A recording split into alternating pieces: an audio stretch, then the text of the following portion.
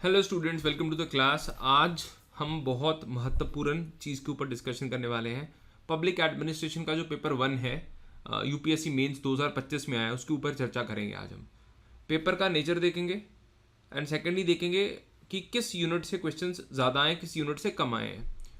और तीसरा paper discuss करते करते साथ में हम ये देखेंगे कि अगले सालों के पेपर किस तरीके के हो सकते हैं, क्योंकि यहाँ से हमें एक इंसाइट मिलेगा कि किस तरीके का पेपर अगले साल आ सकता है। चलिए, तो क्वेश्चन नंबर 1 और क्वेश्चन नंबर 5 जो वो कंपलसरी रहते हैं। तो पहला क्वेश्चन जो है उसके 5 पार्ट से सब पार्ट्स है क्वेश्चन नंबर 1 के। तो पहला क्वेश्चन क्या है हमारे पास, imperfect market and political factors limit the application of public choice approach. Public choice approach 1960s, 70s और 80s में आई है। बहुत सारे इकोनॉमिस्ट थे जिन्होंने मतलब इस अप्रोच को दिया, और उनका मेन चीज़ किसके ऊपर फोकस था कि मार्केट होनी चाहिए, रिप्लेस करिए state with market, institutional pluralism होना चाहिए, मल्टीपल इंस्टीट्यूशंस होने चाहिए। बट जो पॉलिटिकल फैक्टर्स हैं वो मार्केट को चलने नहीं देते हैं, बिकॉज बहुत सारी पॉपुलिस्ट पॉलिसीज रहती हैं, चीज़ों में सब्सिडी दे देते हैं हम। And plus there is imperfect market. Imperfect market का क्या मतलब है कि लोगों के पास उतनी जानकारी नहीं रहती है, तो citizens often face rational ignorance. They don't invest time to understand all policies. तो उनको पता ही नहीं रहता सिटीजन्स को, बिकॉज पब्लिक चॉइस अप्रोच तभी वर्क कर पाएगी अगर सिटीजन्स टोटली रैशनली एक्ट करेंगे। बट इम्परफेक्ट मार्केट्स है, यहाँ पे सब्सिडी दी जाती है, स्टेट का बहुत ज़्यादा इन्वॉल्वमेंट रहता है, इवन बैंक है उनके रेट्स क्या होने हैं, ज़्यादा होने हैं, कम होने हैं, that again is decided by the state. तो पॉलिटिकल फैक्टर्स और इम्परफेक्ट मार्केट की वजह से तो पब्लिक चॉइस अप्रोच का जो इम्प्लीमेंटेशन है वो सही तरीके से नहीं हो पाता है। काफ़ी आसान क्वेश्चन था, एक्सपेक्टेड लाइंस के ऊपर आया हुआ है, पहली यूनिट से आया हुआ है। Second is the fine art of decision making is not making decisions that others can make.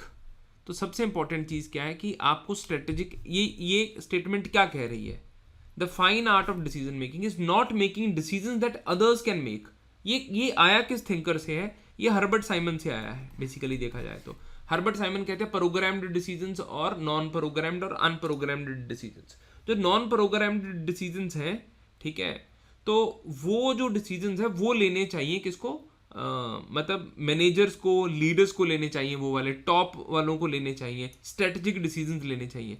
So the fine art of decision making is not making decisions that others can make. दूसरे कौन से decisions ले रहे हैं, दूसरे routine वाले decisions ले रहे हैं, और उनको क्या कर दो, उनको आप डेलीगेट कर दो। वहां पे प्रिंसिपल ऑफ सब्सिडियरिटी को लगा दीजिए।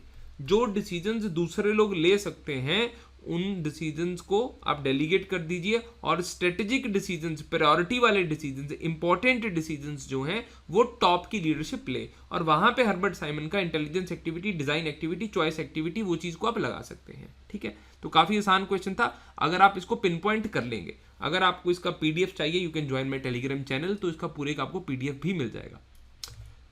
तो next question is, has the media next its role in holding the governments accountable and ensuring transparency.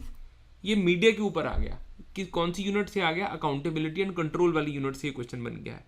क्या मीडिया ने अपना रोल सही तरीके से निभाया है कि नहीं निभाया है, किस चीज को लेके, सरकारों को जवाबदेह बनाने के लिए और पारदर्शिता लाने के लिए। क्या मीडिया अपने रोल से निक्स्ड हो गई है, क्या मीडिया अपने रोल से हट गई है, परे हो गई है।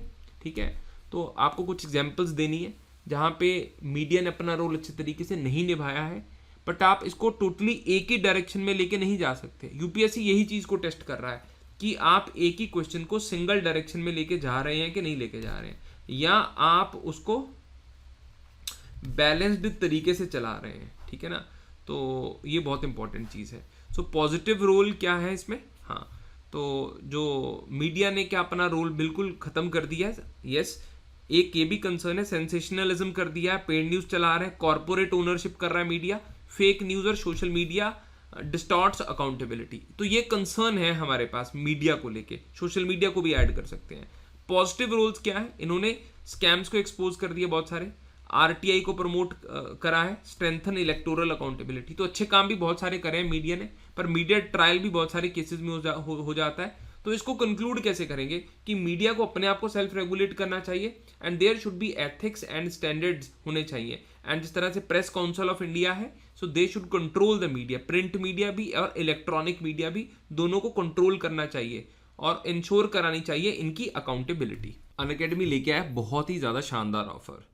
तो टीचर्स डे का सेल अभी अनअकैडमी के ऊपर लगा हुआ है, जिसमें आपको 18,000 रुपये में सब्सक्रिप्शन मिलेगा प्लस 12 मंथ फ्री एक्सटेंशन मिलेगी आपको।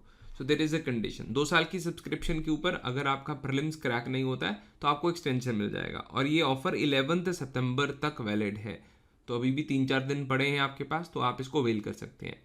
2 साल के ऊपर का सब्सक्रिप्शन लेंगे तो आपको फ्री एक्सेस मिलेगा टू मेंस रेजिडेंशियल प्रोग्राम के लिए and free access to crash course for prelims and mains next year.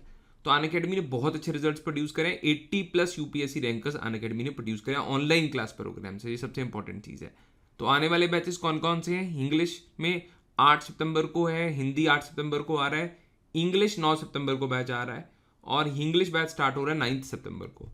तो यूपीएससी का जो सब्सक्रिप्शन है 2026 का 18,000 रुपये में मिल जाएगा आपको, 25,000 रुपये में और 30,000 रुपये में। और सब्सक्रिप्शन लेने के लिए you can use the code G Rajput. और अगर आप मेरा पब्लिक एडमिनिस्ट्रेशन का बैच ज्वाइन करना चाहते हैं, ऑलरेडी एक बैच चल रहा है जो जून में स्टार्ट हुआ था, नया बैच पबेड का आएगा in the month of November. So PubAd का नया बैच नवंबर में आएगा, ठीक है, और ऑलरेडी बैच चल रहा है और किसी ने सब्सक्रिप्शन लेना है, you can use my code and my code is G Rajput. CSAT का लाइव बैच अभी स्टार्ट हो गया अनअकैडमी के ऊपर 8 सितंबर को, ठीक है, यानी कल स्टार्ट हो रहा है। एंड CSAT लाइव पाठशाला 14,000 रुपीज़ का है, आप इसको सब्सक्राइब कर सकते हैं। अनअकैडमी ने अपने नोट्स बहुत अच्छे तरीके से अपडेट कर दिए हैं, तो नोट्स 3.0 भी आपको मिलेंगे अगर आप सब्सक्रिप्शन लेंगे। सो this is all for the moment. And अगर आपको पबेट ज्वाइन करना है, डू ज्वाइन द बैच। नवंबर में नया बैच आ रहा है, प्लस पुराना बैच आप रिकॉर्डेड भी देख सकते हैं एक बार। Is Herbert Simon justified in criticising some principles of administration as proverbs? देखिए, ये सवाल क्या है, हर्बर्ट साइमन ने क्रिटिसाइज करा था प्रिंसिपल्स को कि प्रिंसिपल्स लोकोक्तियों की तरह हैं, प्रिंसिपल्स प्रोवर्ब्स हैं। अब पबेड में कोई भी चीज आती है उसका क्रिटिसिज्म भी होता है, बट क्रिटिसिज्म का मतलब ये नहीं है कि वो इररेलेवेंट चीज हो चुकी है। तो हर्बर्ट साइमन ने जो क्रिटिसाइज किए हैं प्रिंसिपल्स और उनको प्रोवर्ब्स बोला है, बोल दिया प्रोवर्ब्स, बट क्या उनकी यूटिलिटी बिल्कुल भी नहीं है? ऐसा नहीं है। तो उनकी कहीं पे आपको डिसेंट्रलाइजेशन इस्तेमाल होगा, कहीं पे आपका सेंट्रलाइजेशन इस्तेमाल होगा, कहीं पे यूनिटी ऑफ कमांड होगा, कहीं पे फंक्शनल फोरमैनशिप इस्तेमाल होगा। सो अलग अलग तरह के सिद्धांत अलग अलग सिचुएशंस में लगेंगे, ठीक है। तो जो इन्होंने क्रिटिसाइज करा है कि जो प्रिंसिपल्स हैं वो बेसिकली प्रोवर्ब्स हैं, इसमें थोड़ा सा ठीक है, मतलब सही भी कहा है इन्होंने कि यूनिवर्सल नहीं है, because public administration situations are context specific, इसके ऊपर फोकस करिए। तो इसीलिए यूनिवर्सली वैलिड नहीं है प्रिंसिपल्स, बट अगर ये कहें कि प्रिंसिपल्स बिल्कुल ही मतलब उनकी यूटिलिटी नहीं है, ऐसा भी नहीं है, उन प्रिंसिपल्स की यूटिलिटी है।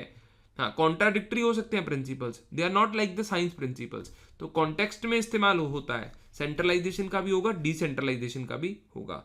तो इन्होंने हाँ सही बोला कि यूनिवर्सल लॉज नहीं है, but they remain useful as heuristics. A balanced view integrates classical insights with Simon's behavioural science. तो ऐसा नहीं है कि उनकी यूटिलिटी नहीं है, बट हाँ दे आर नॉट यूनिवर्सल, तो they are not acting like principles. तो इस तरीके से आप इसको लिख सकते थे। Next question is administrative law has evolved from the need to create a system of public administration under law. तो प्रशासनिक जो कानून है ये इवॉल्व हुआ है किस चीज को चलते, एक सिस्टम क्रिएट करना पब्लिक एडमिनिस्ट्रेशन का अंडर लॉ। सो हमारे पास जितनी भी पॉलिसी सरकार बनाती है, कोई भी रेगुलेशन के रूल्स सरकार बनाती है, या कोई डेलीगेटेड लेजिस्लेशन करते हैं, हम नीचे वाले अधिकारियों को ताकत देते हैं कि वो अपने डिसीजंस को लें, वो सब चीज़ें किसके अंडर चलती हैं? वो लॉ के अंडर चलती हैं। तो एडमिनिस्ट्रेटिव लॉ में डेलीगेटेड लेजिस्लेशन आया है, एडमिनिस्ट्रेटिव ट्रिब्यूनल्स आए हैं, और डेलीगेटेड लेजिस्लेशन में सरकार की पॉलिसीज आई हैं, और सरकारी कर्मचारी कैसे काम करेंगे कैसे काम नहीं करेंगे, ये पूरी की पूरी चीज़ कानून के हिसाब से चलती है। सो एडमिनिस्ट्रेटिव लॉ, हाँ, तो ऐसा नहीं है कि it is without law.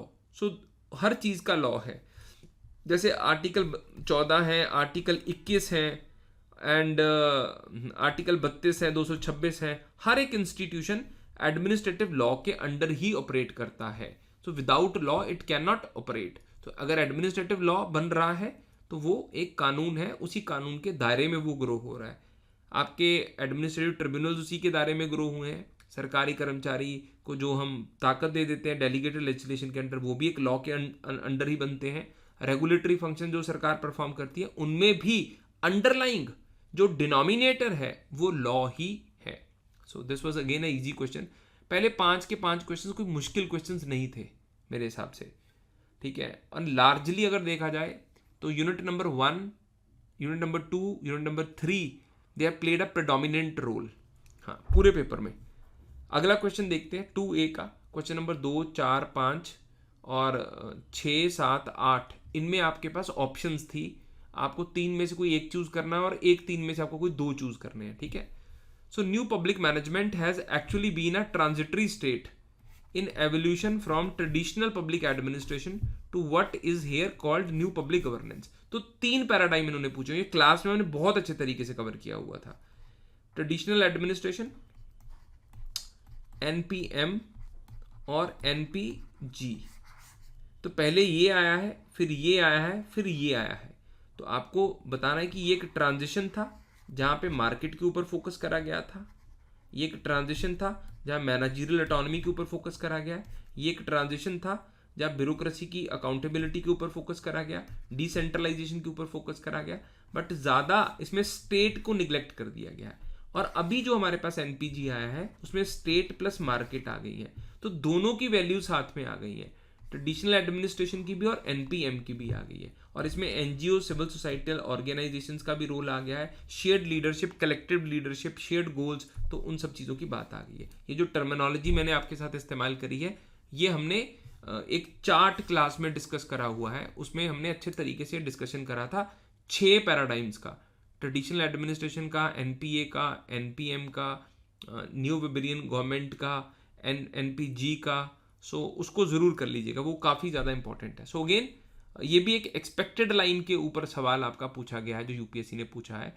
New public management has actually been a transitory state in evolution from traditional public administration to, हाँ, काफ़ी पैराडाइम्स को इन्होंने 3 पैराडाइम्स को कंपेयर कर दिया है। तो इस क्वेश्चन में कंटेंट जो है बहुत सारा रहता है लिखने के लिए, तो मुश्किल नहीं है ये वाला क्वेश्चन लिखना, ठीक है। Then there is Mary Parker Follett pioneered the evolution of socio-psychological approach to the study of organizations। ये क्वेश्चन हमने फ्राइडे बुकलेट सीरीज में कवर करा हुआ था।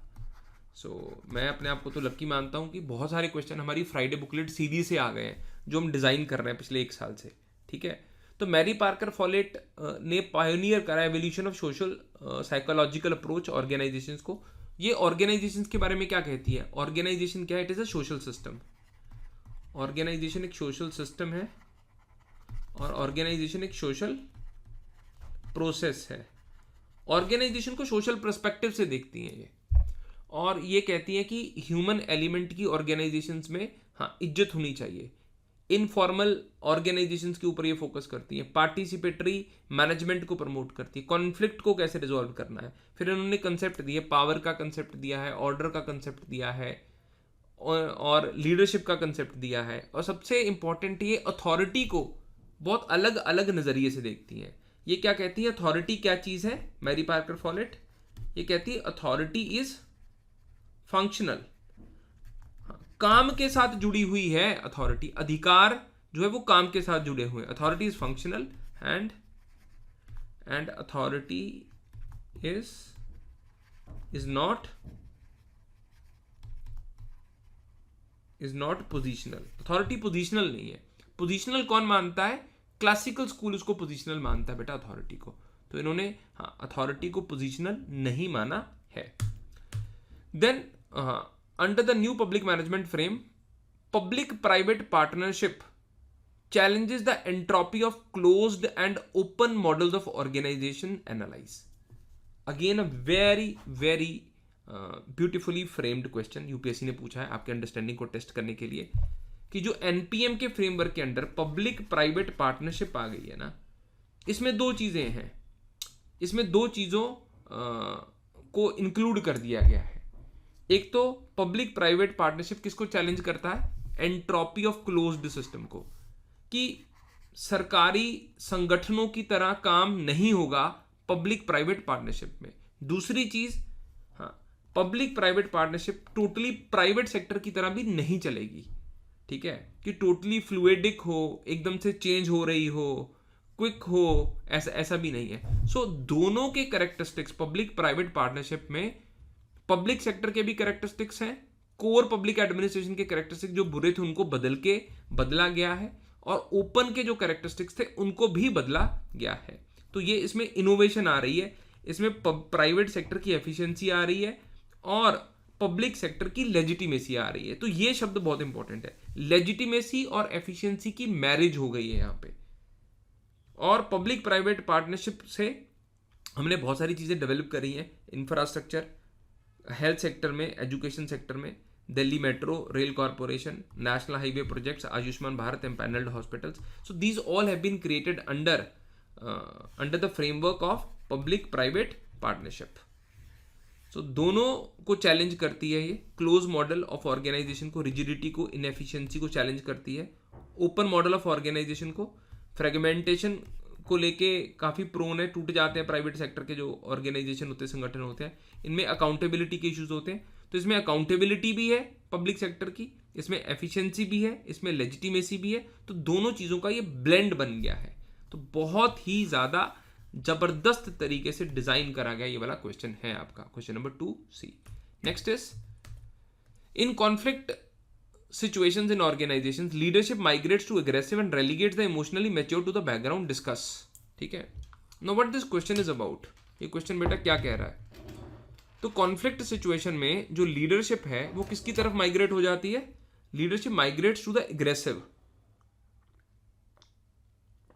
व्हाट इट मींस, कहते जब भी तनावपूर्ण सिचुएशन होगी, जैसे मैरी पार्कर फॉलोइड कॉन्फ्लिक्ट की बात करती है, तो उस संगठन का जो ऑर्गेनाइजेशन है, जो उस संगठन का नेतृत्व है, वो किस तरह के लीडर के पास चला जाता है? वो एक अग्रेसिव लीडर के पास चला जाता है, और जो इमोशनली मैच्योर्ड है उसको साइडलाइन कर दिया जाता है। आप बोलेंगे बिल्कुल सही है, जब भी सिचुएशन तनावपूर्ण आती है तो जो एग्रेसिव लीडर है वो गाइड करना स्टार्ट कर देता है, ठीक है ना, वो डोमिनेट करता है, अथॉरिटी का इस्तेमाल करता है, कोर्जन करता है, कंट्रोल करता है, इमीडिएट अटेंशन मिलती है उसको, ठीक है, और वो चीज़ों को सॉल्व करने की कोशिश करता है। बट क्या ये चीज़ सही है? नहीं, आपको डिस्कस करना है। तो कॉन्फ्लिक्ट में सबसे इंपॉर्टेंट चीज़ क्या मैरी पार्कर फॉलेट ने क्या बताई है? अग्रेशन से काम नहीं चलेगा।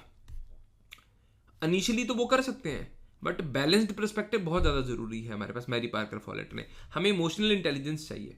हमें क्या करना है? हमें इंटीग्रेशन करना है। हमें इंटीग्रेशन करना है। किसका इंटीग्रेशन करना है? हमें इन दोनों का इंटीग्रेशन करना है। मतलब कॉन्फ्लिक्ट को रिजॉल्व कराने के लिए दोनों पार्टीज को बैठ के, both the parties should sit together, they should bring out the differences in open, they should bring the real issue of conflict in open and break the real issue into its constituent parts, address the real issue, be ready to reciprocate। तो ये जो question है, ये Mary Parker folate की theory से आप इसको connect करके लिख सकते हैं, और आपको यही बताना है कि जो एग्रेसिव लीडर्स हैं, हाँ, वो इतने ज़्यादा इफेक्टिव नहीं हो पाएंगे। तो लॉन्ग टर्म हार्मनी के लिए हमें इमोशनली मैच्योर लीडर्स का साथ लेना पड़ेगा। नेक्स्ट क्वेश्चन बहुत ज़्यादा शानदार क्वेश्चन है। The foundations of public administration, new public management and public governance rest on rule of law। बहुत ही खूबसूरत क्वेश्चन है कि हर पब्लिक एडमिनिस्ट्रेशन के पैराडाइम में, चाहे आप ट्रेडिशनल पब्लिक एडमिनिस्ट्रेशन की बात कर लीजिए, चाहे आप न्यू पब्लिक मैनेजमेंट की बात कर लीजिए, चाहे पब्लिक गवर्नेंस की बात कर लीजिए, इन सबका अंडरलाइंग प्रिंसिपल क्या है बेटा? अंडरलाइंग प्रिंसिपल है इनका rule of law and rule of law. Traditional public administration का भी, NPM का भी, NPG का भी, हर चीज़ में रूल ऑफ लॉ है।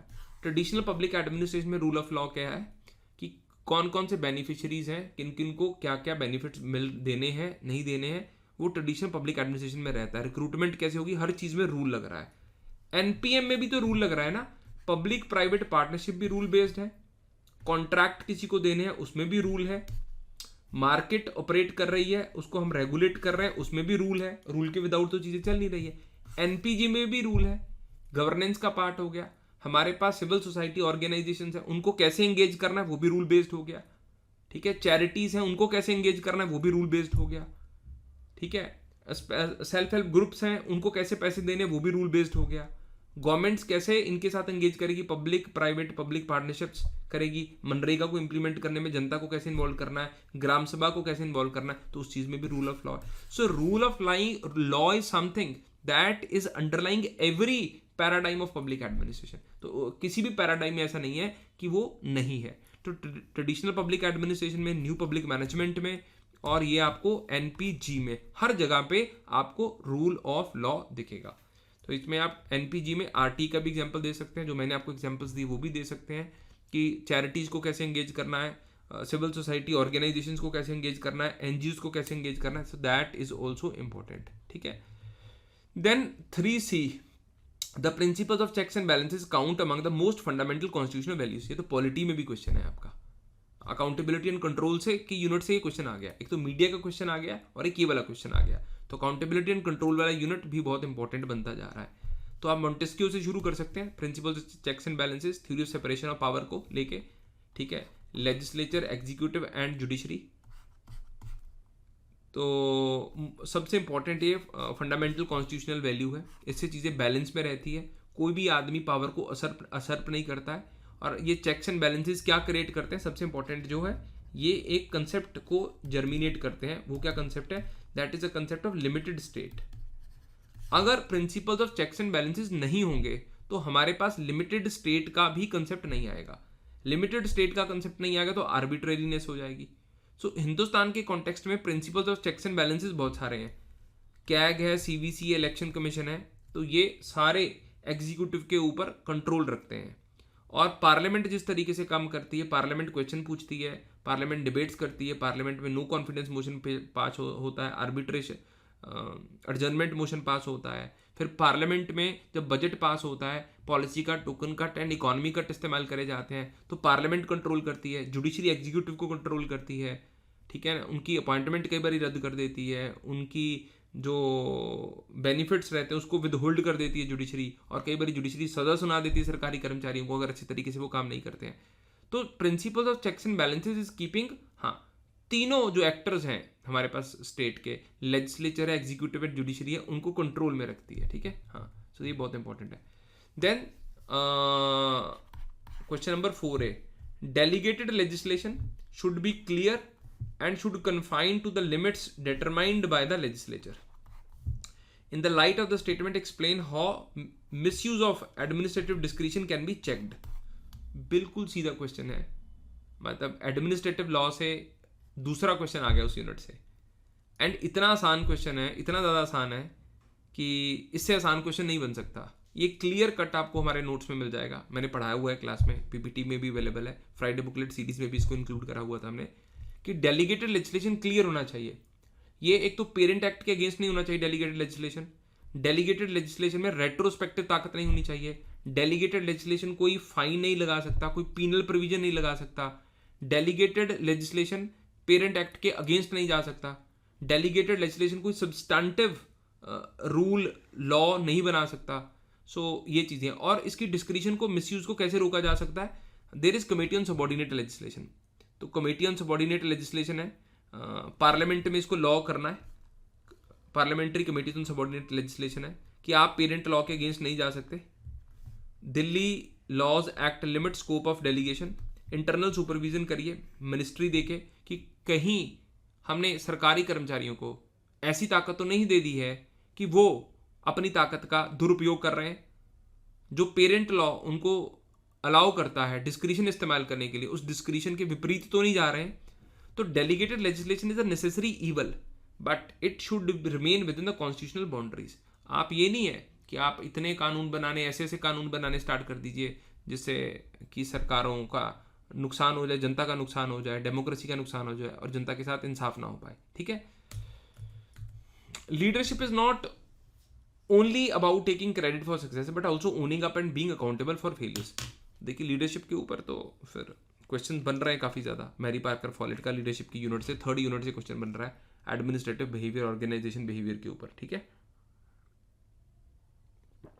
सो सबसे इंपॉर्टेंट चीज़ क्या है कि लीडरशिप दे शुड ओन मतलब credit for success but also owning up being accountable for failure. अगर किसी लीडर का कोई फेलियर हो जाता है, ठीक है, तो उसकी जिम्मेदारी बनती है कि भैया मेरी वजह से ये वाला हुआ है। He should not shun the responsibility. तो question is about owning responsibility and leaders should be accountable. Leader by position, leader by personality, leader by function. तो जिसको फंक्शन आता है, मैरी पार्कर फॉलेट कहती, अगर वो कुछ गलत करता है तो जिम्मेदारी भी उसी की है। कॉर्पोरेट लीडरशिप में क्या होता है, सीईओ स्टेप डाउन कर जाते हैं, कोई फ्रॉड आता है सामने, कोई फेलियर आता है कि ऑर्गेनाइजेशन को हम नहीं संभाल पाए अच्छे तरीके से, सो दे रिजाइन। लाल बहादुर शास्त्री जी रिजाइन कर गए थे जब रेलवे का एक्सीडेंट हुआ 1956 में। सो डेमोक्रेसी में तो ये एक्सपेक्टेशन हम करते हैं इस चीज को, बिकॉज लीडर की लेजिटिमेसी उसकी रिस्पॉन्सिबिलिटी के ऊपर डिपेंड करती है। Legitimate authority depends on responsibility, ठीक है। Leadership rest on willingness to accept responsibility. So this is very very important. Then there is 4C, bureaucracy constitutes the imaginary state and is the spiritualism of state. अब what is the meaning of this question? इस question का क्या मतलब है कि bureaucracy constitutes the imaginary state. bureaucracy state की तरह है, ठीक है, and is the spiritualism of state. What is spiritualism of state? Spiritualism of state is welfareism. Spiritualism of state is ensuring equity, equality, welfareism, ठीक है, emancipation of the society, creating egalitarian society, that is the spiritualism of the state. तो bureaucracy it is a state, हाँ, and is the spiritualism of the state. Imaginary state है and सरकारी कर्मचारी, tax के अधिकारी, police, teachers, regulators, ये सारे क्या हैं, they form the imaginary state. Spiritualism क्या है, हाँ, कि ये एक रैशनैलिटी से काम करते हैं, ऑर्डर से काम करते हैं, लेजिटिमेसी है, इंश्योर कराते हैं equity, justice, welfarism, continuity provide करते हैं। तो it bureaucracy acts as a steel framework. So without bureaucracy can alienate citizens, creating a state within a state. तो ऐसा नहीं होना चाहिए। मतलब इसका क्रिटिसिज्म भी है कि ब्यूरोक्रेसी कई बार सही तरीके से काम नहीं करती है, तो ब्यूरोक्रेसी को सही तरीके से काम करना चाहिए, इमेंसिपेशन ऑफ द मासेज करना चाहिए। So bureaucracy indeed represents the visible and invisible essence of the state, its authority, continuity and moral legitimacy. However, it must balance efficiency with accountability to remain the true spirit of the democratic state. ठीक है, तो इस तरीके से। तो अभी हम discuss करेंगे 5वें क्वेश्चन के ऊपर। हम आ गए, मैं थोड़ा सा स्पीड से इसीलिए क्वेश्चंस को डिस्कस कर रहा हूँ ताकि आप पूरे का पूरा पेपर देख पाएं, बिकॉज वीडियोस लंबी हो जाती है तो स्टूडेंट्स उसको इग्नोर कर देते हैं वीडियोस को। So I am just focusing on कि आपको थोड़ा थोड़ा आइडिया लग जाए, because most of who will be watching these classes they will be the new aspirants कि पेपर किस तरह का, नेचर क्या रहती है पेपर की, ठीक है। तो 5वां क्वेश्चन ई गवर्नेंस से आया हुआ है। E advocacy model of e governance can facilitate democratisation of public policy. अब बहुत सारे स्टूडेंट्स को ये क्वेश्चन कई बार समझ नहीं आता, ठीक है ना।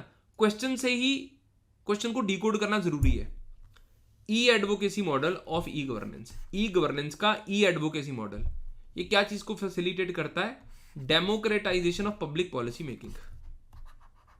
Democratisation of public policy making कि पॉलिसी को बनाने के लिए, ठीक है, पॉलिसी को बनाने के लिए जनता का इन्वॉल्वमेंट, उससे ये वाली टर्म हमारी डीकोड हो जाती है ई एडवोकेसी मॉडल, कि जनता किस तरह से पार्टिसिपेट करेगी, सिटीजन पार्टिसिपेशन किस तरह से होता है पॉलिसी बनाने के लिए। ऑनलाइन पिटीशंस, माई गवर्नमेंट का प्लेटफॉर्म, सोशल मीडिया की डिबेट्स हो गई, ठीक है ना।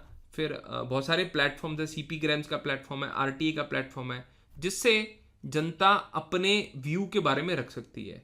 क्रिस आर्गरिस का single loop learning system, double loop learning system, वो आप यहाँ पे आ सकते हैं। E advocacy model of e governance, जैसे change.org पिटिशन है, बहुत सारी इन्फ्लुएंस करती हैं, बहुत सारे लोग इस पिटिशन को साइन करते हैं। शायद आपने भी कोई ना कोई पिटिशन जरूर साइन करी होगी change.org में कि इस चीज़ को बदला जाना चाहिए, ये रूल आना चाहिए। तो गवर्नमेंट का भी एक माई गवर्नमेंट का पोर्टल है, वहाँ पे भी आप फीडबैक दे सकते हैं स्कीम्स को लेके, स्वच्छ भारत को लेके। तो सरकार उन फीडबैक्स को सुनती है, देखती है। सो ई एडवोकेसी एक नए तरह का लोकतंत्र को मजबूत करने का तरीका है, through the use of media, through the use of bots, through the use of chats and through the use of WhatsApp groups जो सरकार प्रमोट करती है उनमें पार्टिसिपेट करके, ठीक है। पर इसकी सक्सेस किसके ऊपर निर्भर करती है, यह निर्भर करती है डिजिटल लिटरेसी के ऊपर।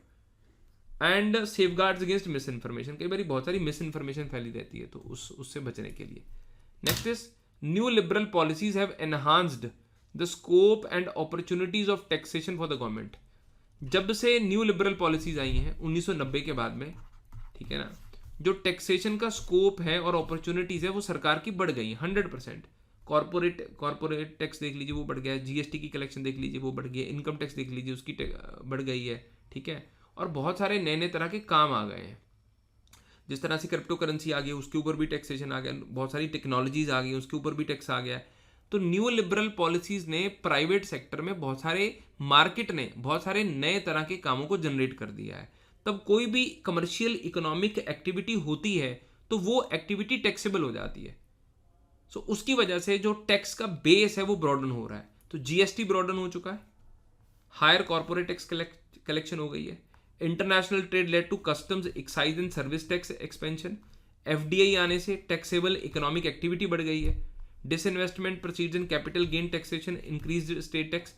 तो एलपीजी के आने से बहुत सारे टैक्सेस बढ़ गए हैं। ये फाइनेंशियल एडमिनिस्ट्रेशन और फाइनेंशियल मैनेजमेंट की यूनिट से ये क्वेश्चन बनाया गया है। तो quite a easy question, total core PubAd का नहीं है, पबेड और इकोनॉमी को मिलकर ये क्वेश्चन बना दिया गया है। तो जीएस पेपर 3 आपको मदद करता है इस आंसर को लिखने के लिए। Next is policy analysis process is limited. Policy को एनालाइज करने का प्रोसेस लिमिटेड है, मतलब वो बढ़िया नहीं होगा। If policy outcomes and alternative potential policies are neglected. अगर हम अल्टरनेटिव पोटेंशियल पॉलिसीज को निग्लेक्ट कर देंगे, उनको नहीं देखेंगे, तो हमारा पॉलिसी एनालिसिस का जो प्रोसेस है, हाँ, इट इज लिमिटेड। तो हमें अल्टरनेटिव पॉलिसीज को भी देखना है अच्छे तरीके से। सिर्फ ये नहीं कि एक ही स्कीम हम डिज़ाइन कर रहे हैं। जिस तरह से आयुष्मान भारत है, लोगों को अच्छी स्वास्थ्य देने के लिए हमने आयुष्मान भारत में क्या करा हुआ है, हमने इंश्योरेंस स्कीम लेके आए हुए हैं हम आयुष्मान भारत में। हाँ, प्रधानमंत्री जन आरोग्य योजना में हम प्राइवेट अस्पतालों को और सरकारी अस्पतालों को इन्वॉल्व कर रहे हैं जनता को अच्छी स्वास्थ्य की सुविधाएं देने के लिए। बट इसका अल्टरनेटिव क्या है? क्या हम प्राइवेट सेक्टर को इन्वॉल्व करें या ना करें? बिकॉज हमने देखा कि जब हम प्राइवेट सेक्टर को इन्वॉल्व करते हैं स्वास्थ्य की सेवाएं देने के लिए, वहां पे बहुत सारी करप्शन है। सिमिलरली हमारे पास एजुकेशन सेक्टर में भी एक बहुत महत्वपूर्ण चीज़ है, डिटेंशन पॉलिसी या नो डिटेंशन पॉलिसी। ठीक है, पहले हमने क्या करा, बच्चों को नो डिटेंशन पॉलिसी में ले गए कि किसी भी बच्चे को हमें फेल नहीं करना है, अगली क्लास में लेके जाना है। फिर बाद में हमने देखा कि नहीं यार, उससे तो लोगों का जो लर्निंग आउटकम्स है वो बहुत सारे बच्चों के कम हो गए हैं। तो we again came back to the detention policy. तो जब भी कोई पॉलिसी डिजाइन करें, किसी पॉलिसी का एनालिसिस करें, ठीक है ना, it is very very important. समझ गए? It is very very important, बहुत ज्यादा महत्वपूर्ण है कि आप क्या करें। You should be focusing on, आपको किस चीज के ऊपर फोकस करना है? अल्टरनेट पोटेंशियल पॉलिसीज, हाँ, एनालिसिस। तो उसके अल्टरनेटिव्स को निग्लेक्ट कर देते हैं हम एक ही तरफ चल पड़ते हैं, जिस तरह से हमने डिमोनेटाइजेशन के समय किया, जिस तरह से हमने जीएसटी के समय करा, ठीक है, जिस तरह से हम फार्म लॉज के समय करा। तो अल्टरनेटिव पॉलिसीज भी देखिए आप, सिर्फ एक ही स्कीम की तरफ मत बढ़ जाइए। ये बिकॉज हमारे देश में मल्टीपल स्टेक होल्डर्स हैं, मल्टीपल डिफरेंट इंटरेस्ट ग्रुप्स हैं। अगर आप उन इंटरेस्ट ग्रुप्स को कंसिडरेशन में नहीं लेंगे, ठीक है, उससे फिर डिसअफेक्शन हो जाएगा। आप नैरो पॉलिसीज बनाएंगे, आपकी टनल विजन बन जाएगी। तो टनल विजन ना बने, एक होलिस्टिक विजन से बनाया जाए। तो अल्टरनेटिव पोटेंशियल पॉलिसीज को जरूर देखिए, ठीक है। Values and ethics in civil services are shaped by global practices and trends. तो ये 5D है हमारे पास, बहुत इंपॉर्टेंट है कि लोक प्रशासन में जो वैल्यूज एंड एथिक्स हैं सरकारी कर्मचारियों के, वो ग्लोबल प्रैक्टिसेस और ट्रेंड्स की वजह से आए हुए हैं। Values and ethics in civil services, example इसका आप देखेंगे, आपके पास नोलन कमेटी है, साहिल ओ करके मैं एक एक्रोनिम करवाता हूँ। Selflessness, accountability, honesty, integrity, leadership, objectivity, openness. तो नोलन कमेटी के उन 7 प्रिंसिपल्स ने बहुत बड़ा इम्पैक्ट डाला हुआ है हमारे प्रशासन के ऊपर। और हमारे गुड गवर्नेंस के लॉज, सिविल सर्विसेज के लॉज, इन सब के ऊपर हम फोकस करते हैं। और यूनाइटेड नेशंस की जो कन्वेंशन है करप्शन और ह्यूमन राइट्स की, उसका भी बहुत बड़ा इम्पैक्ट है हमारे सिविल सर्विसेज के ऊपर। हालांकि हिंदुस्तान में हमारे पास सिविल सर्विसेज एथिक्स नहीं है, हमारे पास का कंसेप्ट नहीं है हमारे पास सिविल सर्विसेज कंडक्ट रूल्स का कंसेप्ट है, तो उसमें इसको हमने एम्बेड करा हुआ है। आरटीए के कानून में, मिशन कर्मयोगी में हमने इसको लगाया हुआ है, फिर स्पैरो में हमने इसको ऐड करा हुआ है, वैल्यूज एंड एथिक्स को, ट्रांसपेरेंसी को प्रमोट करने के लिए। पब्लिक परफॉर्मेंस मैनेजमेंट सिस्टम में हमने इसको इनकॉर्पोरेट करा हुआ है। सो बाहर की वैल्यूज एंड एथिक्स ने हिंदुस्तान के सरकारी कर्मचारियों के कामकाज के ऊपर काफ़ी बड़ा प्रभाव डाला हुआ है। So civil services ethics are increasingly shaped by global norms of transparency, accountability and citizen centricity. हाँ, तो लोकल सोशल पॉलिटिकल कॉन्टेक्स्ट के साथ भी अलाइन करना चाहिए, ठीक है ना। कई बार सिर्फ अकाउंटेबिलिटी और ट्रांसपेरेंसी से काम नहीं चलता है, ज़्यादा काम चलता है कि आप कितना इम्पैक्ट डाल रहे हैं उस एरिया में।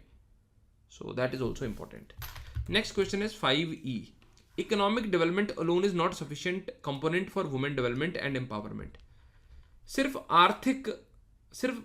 औरत आर्थिक तौर पे मजबूत हो, उसका कोई फायदा नहीं है।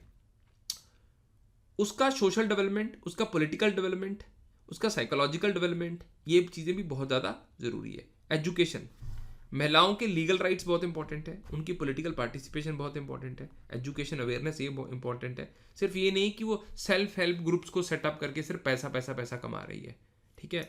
अब ये देख लीजिए, केरला में women literacy and gender indicators they are better despite modest GDP. तो ये इंडिकेटर्स बहुत इंपॉर्टेंट है। नॉर्डिक कंट्रीज का gender equality achieved through legal and social reforms, not just economic growth. सिर्फ ये नहीं कि अगर किसी महिलाओं के पास बहुत सारे पैसे आ गए हैं, वो मतलब लाख रुपया कमा रही है, 1.5 लाख रुपया कमा रही है, क्या वो अपने लीगल राइट्स को लेकर अवेयर होगी? क्या वो पॉलिटिकली पार्टिसिपेट कर पाएगी कि नहीं कर पाएगी? Answer is no. So women empowerment needs an integrated approach. Economic opportunities must be complemented with education, legal safeguards and political participation, ठीक है। So next question is 6A। अब हमारे पास 3 क्वेश्चन बच गए हैं। अभी तक हमने जितना पेपर डिस्कस करा है, हाँ, उसमें तकरीबन हर यूनिट से क्वेश्चन बने हैं। ये पब्लिक पॉलिसी से क्वेश्चन बन गया है, ये वैल्यूज़ एंड एथिक्स जो है ये फर्स्ट यूनिट से क्वेश्चन बन गया है, न्यू लिबरल पॉलिसीज फर्स्ट से यूनिट से बन गया है, सॉरी ये फाइनेंशियल एडमिनिस्ट्रेशन से बन गया है, ई एडवोकेसी ई गवर्नेंस वाली यूनिट से चौथी यूनिट से बन गया है, ब्यूरोक्रेसी वाला सेकंड यूनिट से बन गया। सो कोई ऐसी यूनिट नहीं जहाँ से क्वेश्चन यूपीएससी ने ना पूछे, but concentration is from first, second and third units. 6th question को डिस्कस करेंगे। Riggs interdependent economy is a precursor for some features of post modern public administration. Post modern public administration क्या कहती है? Post modern public administration कहती है कि एक तरह का सिस्टम नहीं वर्क करेगा। हाँ, पोस्ट मॉडर्न पब्लिक एडमिनिस्ट्रेशन क्या कहता है? हाँ, पोस्ट मॉडर्न पब्लिक एडमिनिस्ट्रेशन कहता है कि डाइवर्सिटी होनी चाहिए, कॉन्टेक्स्ट स्पेसिफिक चीज़ें होनी चाहिए, सबका रोल होना चाहिए, प्लूरलिज्म होना चाहिए, इंटरडिपेंडेंस होनी चाहिए, एक आदमी काम नहीं करेगा, ठीक है। और ये जो इन्होंने रिग्स का इंटरडिपेंडेंट इकोनॉमी का कंसेप्ट है, ठीक है ना, कि इंडस्ट्री में तो हाईली डिफरेंशिएटेड कंसेप्ट है येट इंटरडिपेंडेंट। मतलब डेवलपमेंट को रिग्स ने कैसे डिफाइन करा है? Development is differentiation plus integration. Integration है इंटरडिपेंडेंट। उसके बाद में समझ गए, उसके बाद का सिस्टम है पोस्ट मॉडर्न पब्लिक एडमिनिस्ट्रेशन।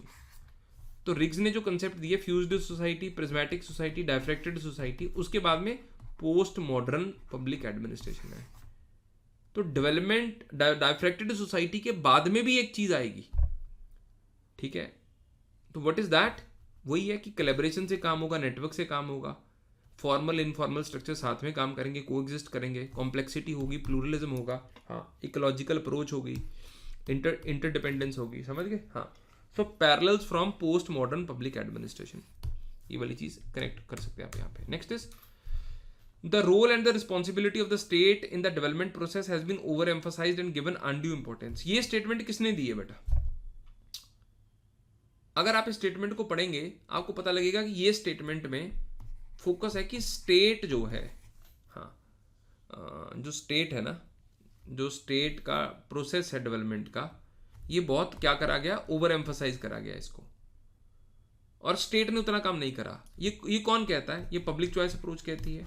ये कौन कहता है? एंटरप्रेन्योरियल गवर्नमेंट का सिस्टम कंसेप्ट ये कहता है। एनपीएम ये कहता है। बहुत ज़्यादा अनड्यू इंपॉर्टेंस दे दी है। तो हमें मार्केट को लेके आना चाहिए, बट ऐसा भी नहीं है कि हमने बहुत अनड्यू इंपॉर्टेंस दे दी है, because at the end of the day basic needs के लिए, ठीक है, रोटी कपड़ा मकान के लिए हमें स्टेट का रोल चाहिए। अब जैसे फ्लड्स आ रखे हैं, जैसे कोरोना आ गया, ग्लोबल इकोनॉमिक क्राइसिस आ गया, तो वहां पे स्टेट को आप रेलीगेट नहीं कर सकते, बैकग्राउंड को, स्टेट को पीछे नहीं छोड़ सकते। तो स्टेट, हाँ, स्टेट के साथ साथ में आपको मार्केट भी चाहिए ही चाहिए। स्टेट प्लस मार्केट बोथ, हाँ, शुड बी देयर। एक ऐसा नहीं कह सकते कि अकेली मार्केट से काम होगा। तो क्रिटिकली एग्जामिन आपने इस तरीके से करना है कि मार्केट का एक रोल है, बट स्टेट का भी एक इंपॉर्टेंट रोल है, ठीक है। यूनिट नंबर 1 से क्वेश्चन आया हुआ है वाला, ठीक है। Affirmative action for equal opportunity is a cornerstone in recruitment of public services, discuss it in global context. बहुत शानदार क्वेश्चन है, ठीक है ना, बहुत ही शानदार क्वेश्चन है। और ये शानदार क्वेश्चन क्या कह रहा है, ये कह रहा है कि जो रिजर्वेशन दी गई है पब्लिक सर्विसेज में, ठीक है, उसको ग्लोबल कॉन्टेक्स्ट में आपको डिस्कस करना है। सिर्फ इंडिया नहीं, यूएसए में क्या है, ब्राजील में क्या है, साउथ अफ्रीका में क्या है, क्या हर देश में आरक्षण की व्यवस्था है प्रशासन में कि नहीं है, और क्यों है आरक्षण की व्यवस्था प्रशासन में? इसलिए है, हाँ, क्यों है, ताकि एक इंक्लूसिव ब्यूरोक्रेसी बन पाए। देखिए, अगर महिलाएं ब्यूरोक्रेसी में होंगी तो वे महिलाओं की समस्याओं को समझेंगी, ठीक है। अगर अगर अगर अगर एससी होंगे उसमें प्रशासन में, तो एससी की समस्याओं को बेहतरीन तरीके से समझ पाएंगे। तो न्यूजीलैंड में भी ऐसी है, जो मोहरी पॉपुलेशन है उनको समझा गया है। तो यूनाइटेड स्टेट में affirmative action in employment and education for racial minorities, South Africa में पोस्ट अपार्थाइड पॉलिसीज, इंडिया में reservation system in civil services for SC, ST, OBCs and economically weaker sections, Brazil में quotas for African ब्राजील्स। तो हर जगह पे आपको ये चीज़ देखने को मिल रही है, अफर्मेटिव एक्शन। और विदाउट अफर्मेटिव एक्शंस आप एडमिनिस्ट्रेशन को बेटर नहीं कर सकते। बट इससे बहुत सारा इसका क्रिटिसिज्म है कि मेरिटोक्रेसी को अंडरमाइन करता है, ठीक है, और it lead to reverse discrimination. जो जनरल कैटेगरी के लोग हैं उनके साथ डिस्क्रिमिनेशन होता है। बट ये एक एसेंशियल टूल है सारे पब्लिक सर्विसेज में, पूरी दुनिया में हर जगह पे आप देखेंगे ये अफर्मेटिव एक्शन जो है चल रहे हैं। Then there is 7th question. मैं होता तो मैं 6th क्वेश्चन अटेम्प्ट नहीं करता, टू बी वेरी ऑनेस्ट, क्योंकि एक तो इसमें हर एक इसका interdependent economy, post modern public administration, ये काफ़ी कॉम्प्लेक्स है। तो जिन स्टूडेंट्स ने 6ठा क्वेश्चन अटेम्प्ट किया होगा, मुझे लग रहा है उनके मार्क्स कम आएंगे, ठीक है। The objective of liberalisation, privatisation and globalisation and of NPM was to limit government functions and reduce public expenditure. However, both functions and expenditures have increased. Account for the paradox. वो कहते हैं कि LPG का और NPM का मकसद क्या था इनका? LPG का और NPM का मकसद था कि सरकार के कामों को कम करना है, श्रिंक करना है। थैचरिज्म हो गया, फिर उसके बाद में आपका रीगनिज्म हो गया, उसके बाद में एंटरप्रेन्योरियल गवर्नमेंट हो गया। They all wanted rollback of the state. They want minimal state. They want confined state. But state के जो functions है ना, हाँ, but state के जो functions हैं वो क्या हो गए? They have increased. State के functions increase हो गए। कैसे increase हो गए? Regulatory state आ गई है बेटा। अब हम state को कह रहे हैं state को enabler भी बनना है, ठीक है ना। तो वेलफेयर के फंक्शंस भी हैं और नए चैलेंजेस आ गए हैं, क्लाइमेट चेंज का, डिजिटल गवर्नेंस का, और सरकार का एक्सपेंडिचर भी बढ़ता जा रहा है। तो इस बार का जो बजट है वो 50 लाख करोड़ रुपए का बजट है। पिछला जो था वो 40-45 लाख करोड़ का रुपए का था। तो yes, expenditure is also increasing, tax collection is also increasing and systems are becoming more and more complex, ठीक है। तो चाहे प्राइवेटाइजेशन हो गया बहुत सारी चीज़ों का, प्राइवेट सेक्टर का इंपॉर्टेंट रोल आ गया, बट गवर्नमेंट का रोल है, it has not been relegated to the background. हाँ, और ये बिल्कुल चल रहा है इसी तरीके से, ठीक है ना। तो ये चीज़ आपको मेंशन करना है। यूके और यूएसए में despite Thatcher and Reagan reforms, welfare and regulatory spending ये एक्सपेंड हो चुकी है। निस्कैनन का कंसेप्ट है budget maximisation theory of bureaucracy, agencies seek more resources despite reform, ठीक है। So this is important. The basis of comparative study of public administration has evolved from institutional approach to contemporary political economic process approach. Have all these approaches enabled the development of a theory of a comparative public administration justify. बहुत ही आसान question, सीधा सीधा rigs से आ गया ये वाला question. पहले हमारे पास कौन सी अप्रोचेज थी कंपैरेटिव पब्लिक एडमिनिस्ट्रेशन की? इंस्टीट्यूशनल अप्रोच थी बेटा। हम फॉर्मल स्ट्रक्चर्स के ऊपर फोकस करते थे, कॉन्स्टिट्यूशंस के ऊपर फोकस करते थे और लीगल फ्रेमवर्क्स के ऊपर फोकस करते थे। अभी रिग्स के चलते हमारे पास आ गई ecological approach. There is interaction of administration with social, cultural and economic environment. अब क्योंकि रिग्स ने तो यही कहा है ना, इडियोग्राफिक टू नोमोथेटिक करिए स्टडी को, नॉन इकोलॉजिकल टू इकोलॉजिकल करिए, हाँ नॉर्मेटिव टू एम्पिरिकल करिए। तो 3 बड़े बदलाव रिग्स ने बोले थे कि आपको किस तरीके से कंपैरेटिव पब्लिक एडमिनिस्ट्रेशन को पढ़ना है। बट क्या इससे ग्लोबल थ्योरी बन पाई है? उसका जवाब है ना। समझ गए? ग्लोबल थ्योरी नहीं बन पाई है। So comparative public administration as an approach it is in existence, ठीक है, बट उससे हम ग्लोबल थ्योरी को नहीं बना पाए हैं। बट ये बहुत एक अच्छा टूल है। मिनोब्रुक कॉन्फ्रेंस 3 का भी आप इसमें मेंशन कर सकते हैं कि जैसे मिनोब्रुक कॉन्फ्रेंस 3 ने भी बोला है कि यस कंपैरेटिव पब्लिक एडमिनिस्ट्रेशन के ऊपर फोकस करते रहना चाहिए, बिकॉज ये एक बहुत इंपॉर्टेंट अप्रोच है लोक प्रशासन को एनरिच करने के लिए। 7C क्वेश्चन है, can competency mapping linked to career development incentivise civil servants commitment to effective service delivery? Very nice. जैसे जैसे, बहुत शानदार क्वेश्चन है, जैसे जैसे सिविल सर्वेंट का करियर ग्रो करता है, 5 साल के बाद, 10 साल के बाद, 15 साल के बाद, 20 साल के बाद, 25 साल के बाद, ठीक है ना, उसकी करियर मैपिंग होती है, ये करेगा, ये करेगा, ये करेगा, ये करेगा, ये करेगा। वो समझ गए? पहले वो SDM होता है, फिर वो डिप्टी सेक्रेटरी हो जाता है, फिर वो एडिशनल सेक्रेटरी होता है, सेक्रेटरी होता है। तो हर लेवल में एक अलग तरह का स्किल है जो उसमें चाहिए, और उसी स्किल का इस्तेमाल करके उसको जॉब देनी चाहिए। That is competency mapping. तो competency mapping identifies the knowledge, skills and behavioural attributes needed for effective performance. अगर आप इस कॉम्पिटेंसी मैपिंग को लिंक कर देंगे करियर डेवलपमेंट के साथ in civil services, it can potentially enhance accountability and efficiency. जो पहले हम कर रहे थे कि सिर्फ एफिशिएंसी के ऊपर फोकस करना है, स्किल के ऊपर फोकस नहीं करना है, दैट इज रॉन्ग। अगर आप कॉम्पिटेंसी बेस्ड करियर प्रोग्रेशन करेंगे, जिस तरह से पोजीशन क्लासिफिकेशन में होता है, तो it will encourage continuous learning, and जो भी सिविल सर्वेंट है they will be able to perform in a much better manner. But हमारे पास यहाँ पे किस तरह की ब्यूरोक्रेसी है? हमारे पास जनरलिस्ट ब्यूरोक्रेसी है, हमारे पास स्पेशलाइज्ड ब्यूरोक्रेसी हमारे पास नहीं है। So we got a general bureaucracy. तो अगर हमारे पास स्पेशलाइज्ड ब्यूरोक्रेसी होती तो चीज़ें अच्छे तरीके से काम करती। चलिए बेटा, 8वें का बहुत ही शानदार क्वेश्चन है कि the effectiveness of civil society in the development process is only. Civil society की इफेक्टिवनेस तभी है, समझ गए, जब स्टेट के इंस्टीट्यूशंस सिविल सोसाइटी ऑर्गेनाइजेशंस की बात सुने। अगर आपने NGO की बात नहीं सुननी है, अगर आपने प्रेशर ग्रुप की बात नहीं सुननी है, अगर आपने इंटरेस्ट ग्रुप की बात नहीं सुननी है, ठीक है, अगर आपने सेल्फ हेल्प ग्रुप्स की बात नहीं सुननी है, रेजिडेंट वेलफेयर एसोसिएशंस की बात नहीं सुननी है, ठीक है, तो डेवलपमेंट प्रोसेस में फिर उनका कोई फायदा नहीं है। अगर आपने ग्राम सभा की बात नहीं सुननी है, you must listen to them, और उनकी बात सुन के आप रूल्स एंड रेगुलेशंस बनाइए। और हिंदुस्तान में बहुत सारे बने हैं, ठीक है, RTI को देख लीजिए आप, वो आपका मजदूर किसान शक्ति संगठन, वहाँ से वो उस चीज़ को करा गया है, ठीक है ना। मजदूर किसान शक्ति संगठन ने बहुत इंपॉर्टेंट रोल निभाया है RTI को लेके आने के लिए, RTI का कानून लेने के। अन्ना हजारे की वजह से लोकपाल आ गया, लोकायुक्त आ गया है, ठीक है ना।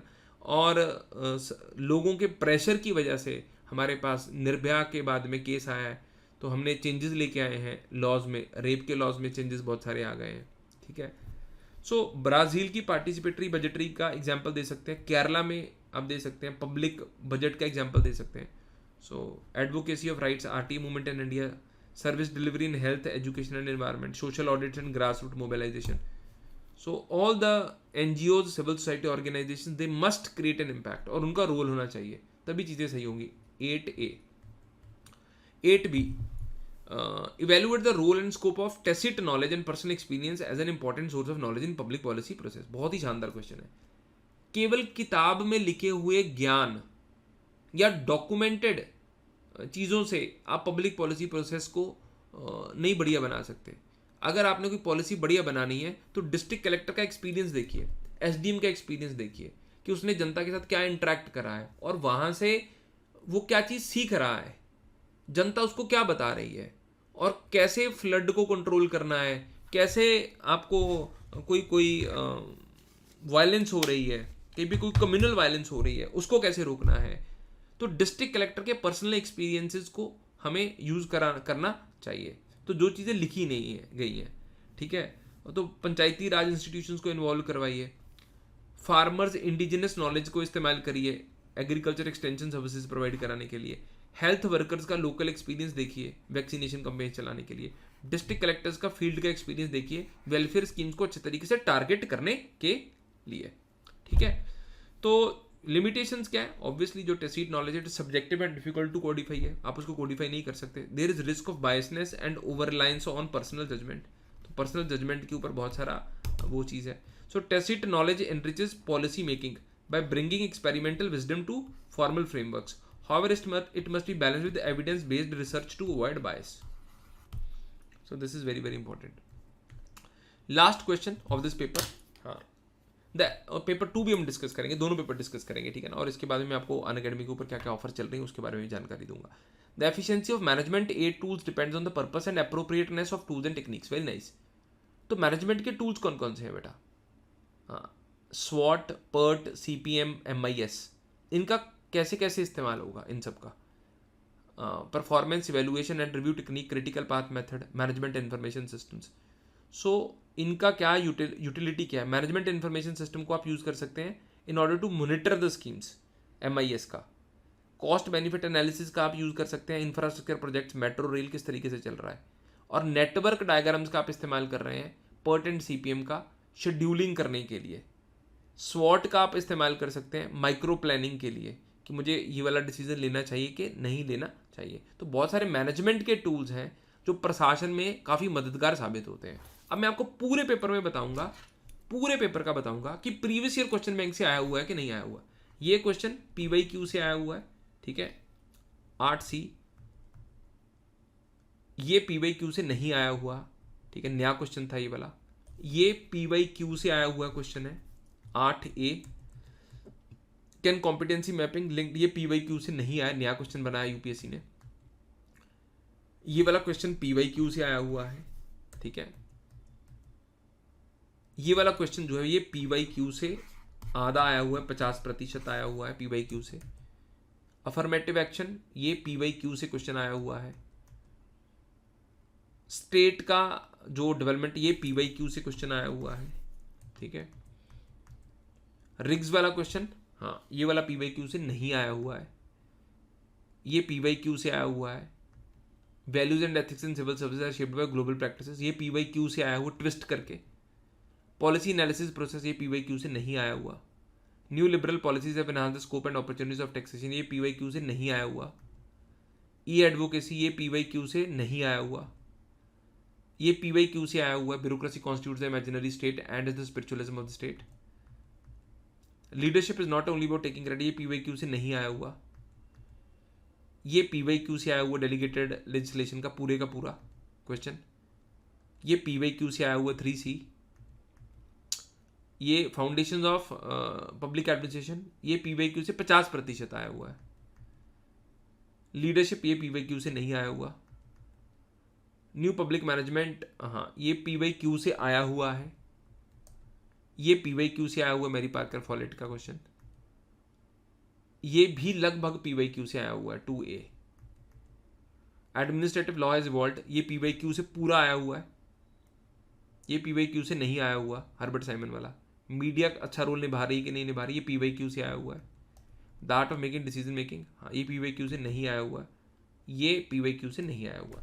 आप ये मान के चल सकते हैं लगभग 40 to 50% questions of GS paper 1 sorry और पबेड पेपर 1 ये PYQ से आए हुए हैं। प्लस अगर आपने मेरी फ्राइडे बुकलेट की सीरीज करी होती तो टोटल मिला के 70% क्वेश्चन आपके सीधे सीधे क्वेश्चन आंसर्स की बुकलेट से ही हो रहे हैं।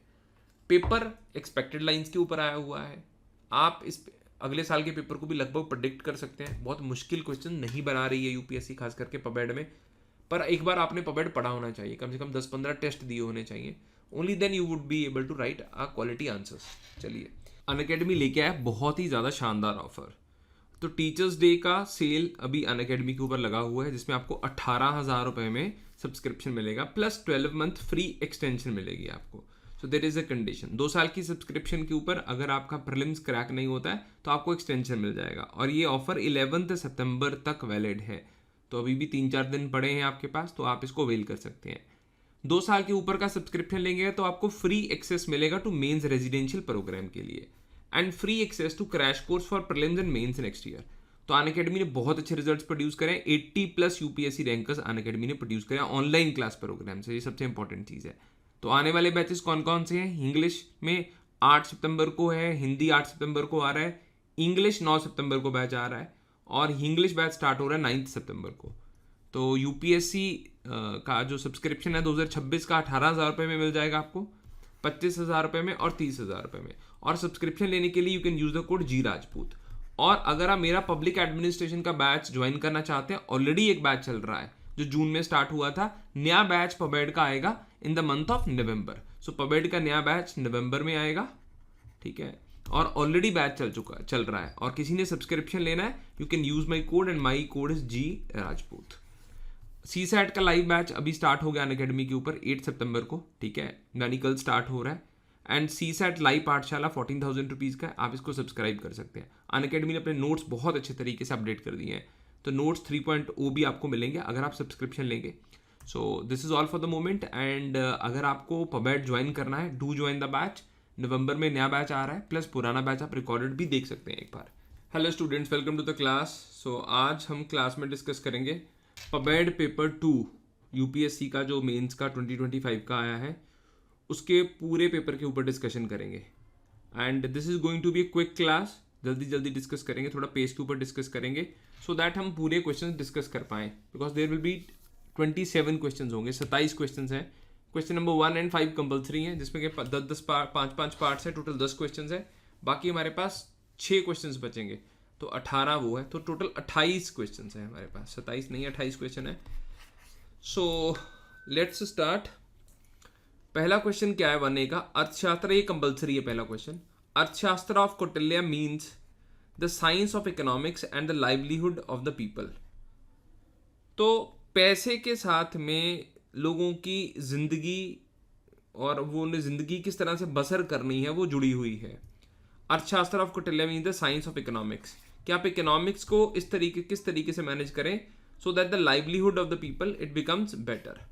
Kautilya's Arthashastra is a seminal text on statecraft, administration and economics. तो 3-4 चीजें हैं कौटिल्य के अर्थशास्त्र में, बट कौटिल्य ने बहुत ज्यादा फोकस करा है पैसे के ऊपर, मतलब इकोनॉमी के ऊपर, कि इकोनॉमी किस तरह से रन करी जाए so that people can lead a good life.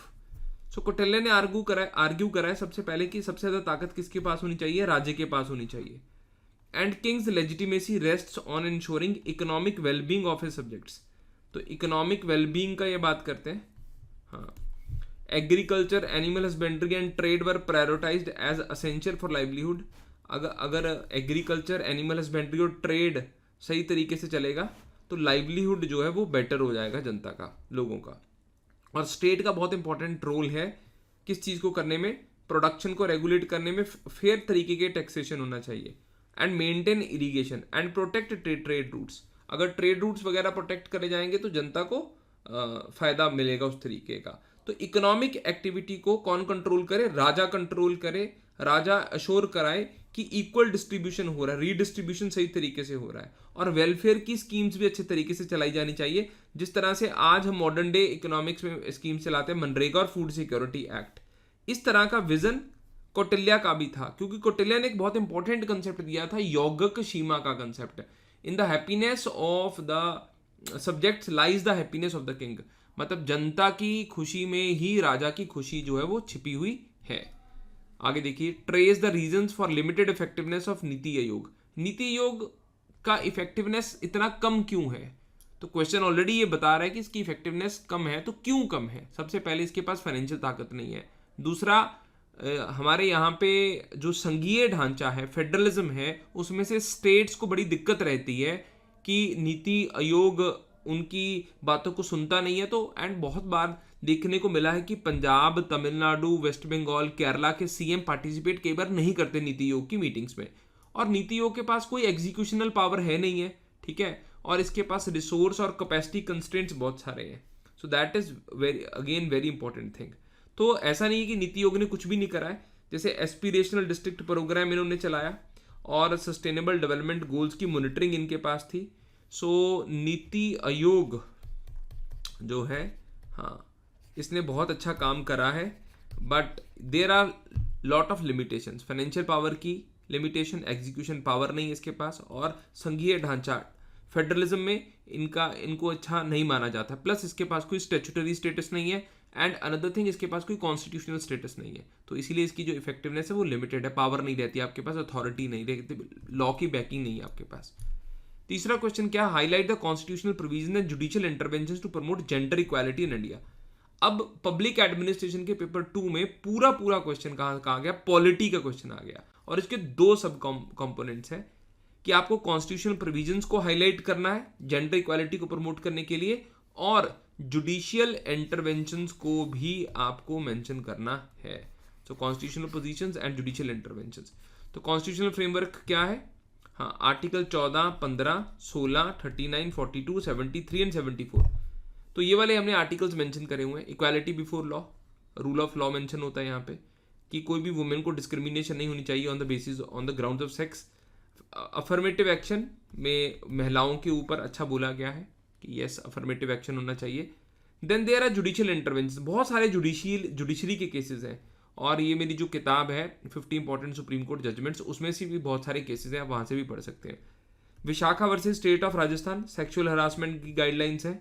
Shayara Bano का केस है, ट्रिपल तलाक को इनवैलिड कर दिया गया। नवतेज जोहार, expanded rights for gender and sexual minorities.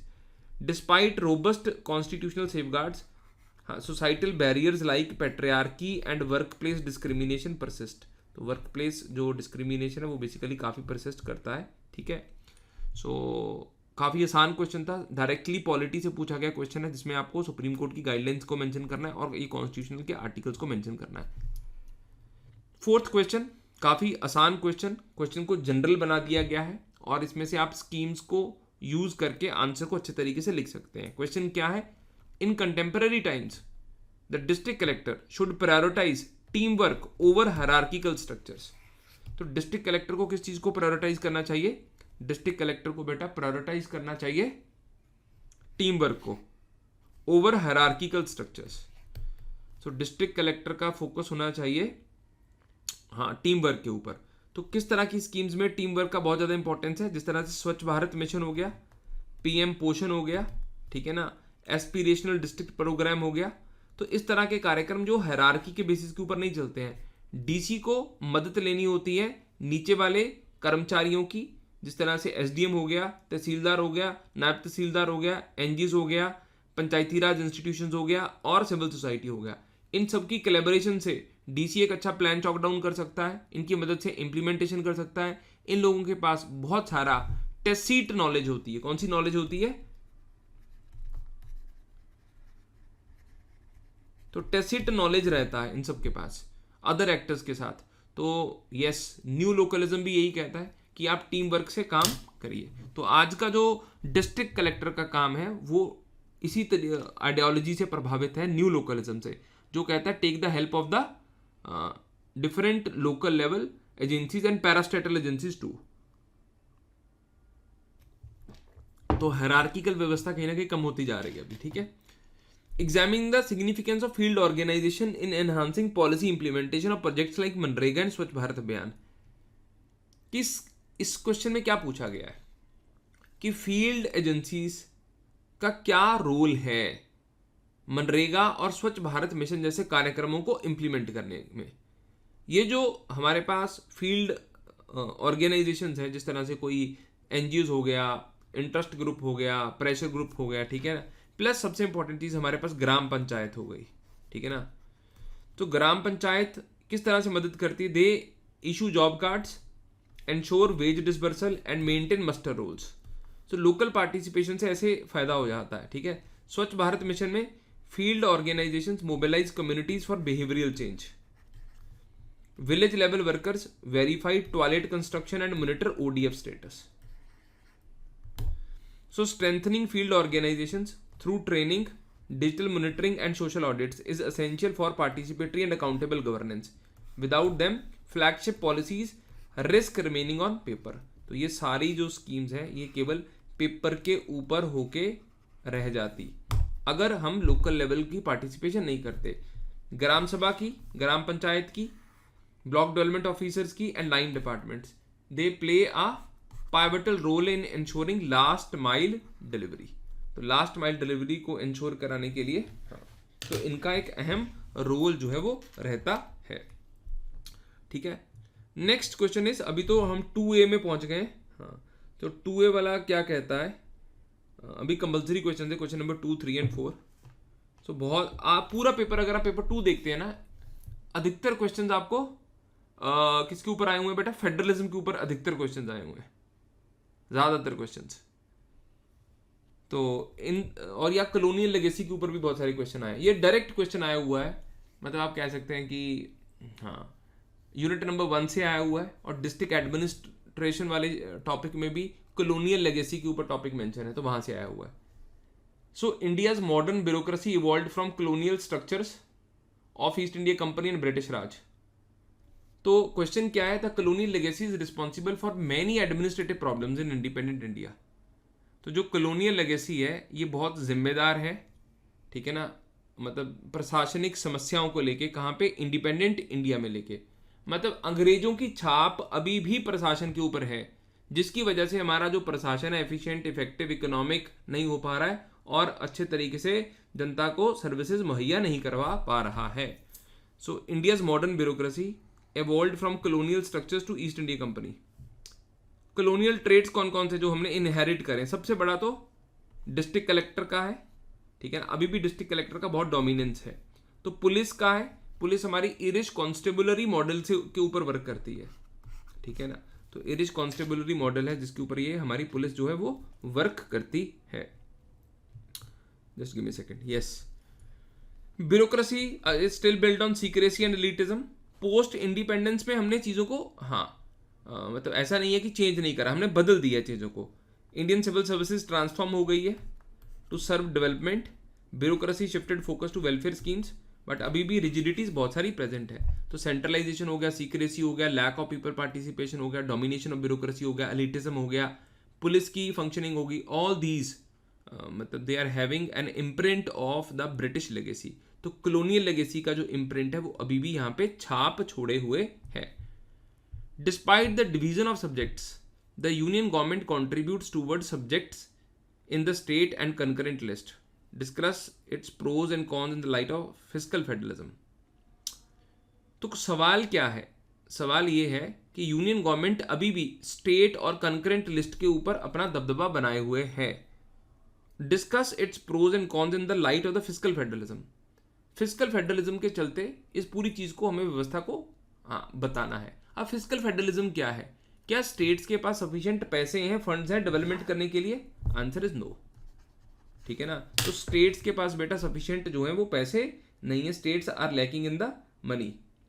तो स्टेट्स के पास पैसे नहीं है और उस चीज़ के चलते ऊपर से जो यूनियन गवर्नमेंट है वो स्टेट लिस्ट और कंकरेंट लिस्ट के ऊपर क्या बनाती है, वो बेटा दबदबा बनाती रहती है. और सबसे ज़्यादा क्या करते हैं ये लोग कि सेंट्रली स्पॉन्सर्ड स्कीम्स के थ्रू वो कह देते हैं कि आप इस पर्टिकुलर स्कीम के ऊपर खर्चा करिए. तो स्टेट के गवर्नमेंट के पास पहले पैसे नहीं है, ऊपर से सेंट्रली स्पॉन्सर्ड स्कीम्स लगा देते हैं और फिर फाइनेंस कमीशन लगा देते हैं, ठीक है ना. और फाइनेंस कमीशन की जो रिकमेंडेशंस है उसमें भी फिर काफ़ी ज़्यादा इस चीज़ को लेकर दिक्कत आती रहती है कि स्टेट की जो इकॉनमी है वो इरोड हो जाती है. सो इसके प्रोज भी आपको बताने हैं और इसके कॉन्स भी बताने हैं. प्रोज तो यही है कि जब आप कंकरेंट लिस्ट में कुछ भी कर रहे हैं तो उससे एक यूनिफॉर्मिटी आती है, national uniformity in welfare schemes. And weaker states को सपोर्ट मिलती है जब यूनियन गवर्नमेंट मतलब कोई स्कीम लेके आती है, तो सेंट्रल गवर्नमेंट की असिस्टेंस भी मिल जाती है. बट ओवरऑल जो फेडरलिज्म है, फेडरलिज्म हमारा कमज़ोर होना स्टार्ट हो जाता है. तो वो आपको बताना. सबसे बड़ा कॉन तो यही है कि फिस्कल ऑटोनॉमी जो है वो इरोड हो जाती है. अब ऐसे क्वेश्चन में सबसे इंपॉर्टेंट चीज़ क्या रहती है you need to make a better structure. आपको स्ट्रक्चर सही तरीके से बनाना है। अगर आपका स्ट्रक्चर सही नहीं बना then there will be lot of problem. तो इसका स्ट्रक्चर आप बना पाएंगे तो अच्छे तरीके से चीज़ें हो पाएंगी। Divergent political interests and financial constraints hinder the spirit of cooperative federalism. ये देखो, ये तो मतलब अखबार में आ ही रहता है, लीड में अगर आप देखेंगे द हिंदू में, और फ्राइडे बुकलेट सीरीज में भी हमने इस क्वेश्चन को ऐड करा हुआ है और बहुत अच्छे तरीके से कोर्स में मैंने पढ़ाया हुआ है। Divergent political interest and financial constraints कि अलग अलग तरह के पॉलिटिकल इंटरेस्ट हैं, ठीक है ना, यूनियन गवर्नमेंट के अलग इंटरेस्ट हैं, स्टेट गवर्नमेंट के अलग इंटरेस्ट हैं, एंड फाइनेंशियल कंस्ट्रेंट्स, और पैसे की दिक्कत की वजह से जो कोऑपरेटिव फेडरलिज्म है वो कहीं ना कहीं अच्छे तरीके से नहीं चल पाता। Cooperative federalism means union government और स्टेट गवर्नमेंट का आपस में जो अच्छा संबंध है वो मेंटेन नहीं हो पाता। सो हाँ, डाइवर्जेंट, और इसमें अपने एग्जांपल देनी है। पंजाब का एग्जांपल दे सकते हैं आप, केरला का एग्जांपल दे सकते हैं आप, तमिलनाडु का एग्जांपल दे सकते हैं, वेस्ट बंगाल का एग्जांपल दे सकते हैं कि उन स्टेट्स के जो गवर्नर्स हैं वो कहीं ना कहीं कंट्रोवर्सी को क्रिएट करते रहते हैं। और एक सबसे बड़ा मुद्दा है जीएसटी काउंसिल में दिक्कत चलती रहती है। तो states they keep on complaining of inadequate consultation at key policies, तो की पॉलिसीज में उनसे नहीं मतलब सुना जाता। तो फिजिकल कंस्ट्रेंट्स क्या है कि अच्छे फंड्स नहीं दिए जाते। पोस्ट जीएसटी तो बहुत सारी दिक्कतें आ रही हैं। States are dependent on the centre for funds post GST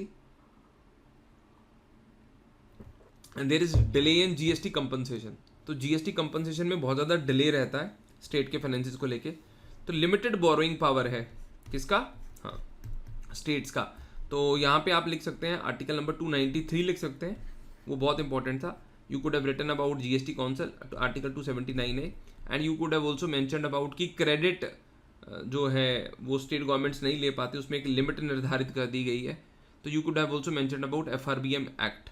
तो इससे एक डिस्ट्रस्ट पैदा होता है स्टेट्स और सेंटर के बीच में, और बहुत सारी इंस्टीट्यूशंस वीक हो जाती like interstate council. So reduced capacity for states to implement welfare programs. तो कैपेसिटी जो है स्टेट की वो कम हो जाती है हाँ स्कीम्स को इम्प्लीमेंट करने के लिए। तो cooperative federalism basically requires political maturity and financial fairness. Strengthening consultative bodies and ensuring predictable fund transfers are essential for true federal partnership. तो कंक्लूजन जरूर देखिए, तो कंक्लूजन बहुत अच्छे हमने बनाए हुए हैं।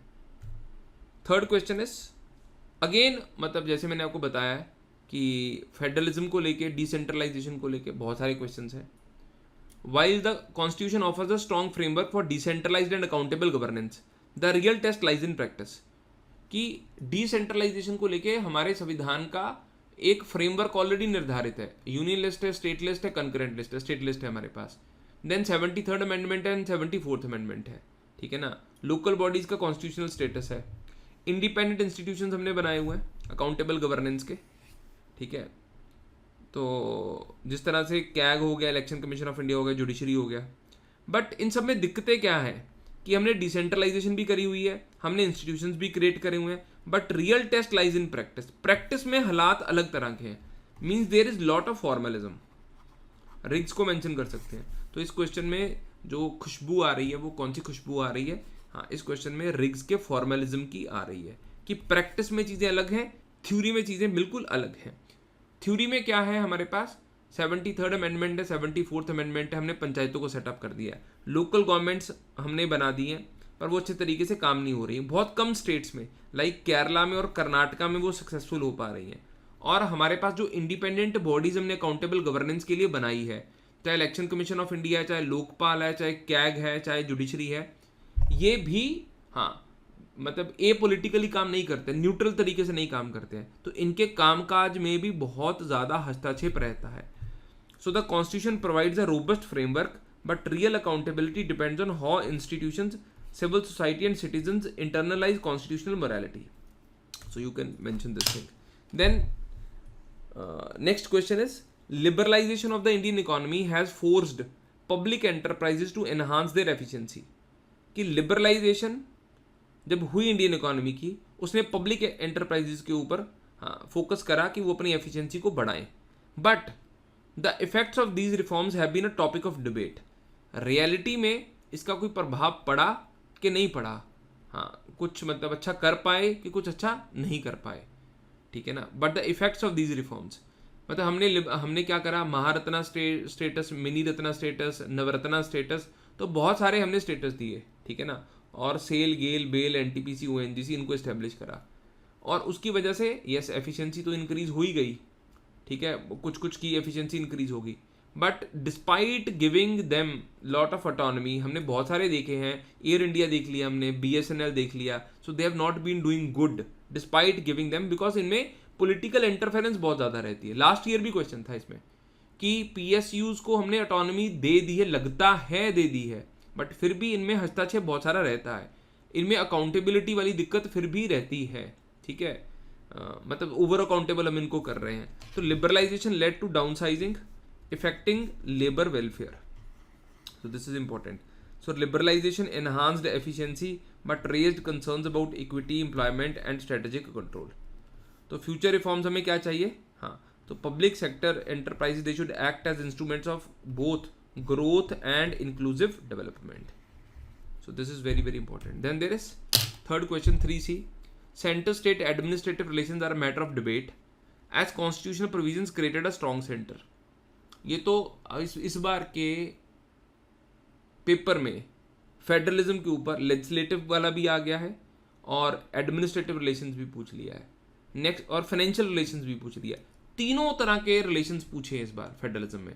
सो federalism unit has been a very very important unit पूरे पेपर 2 में अगर आप देखते हैं तो, ठीक है।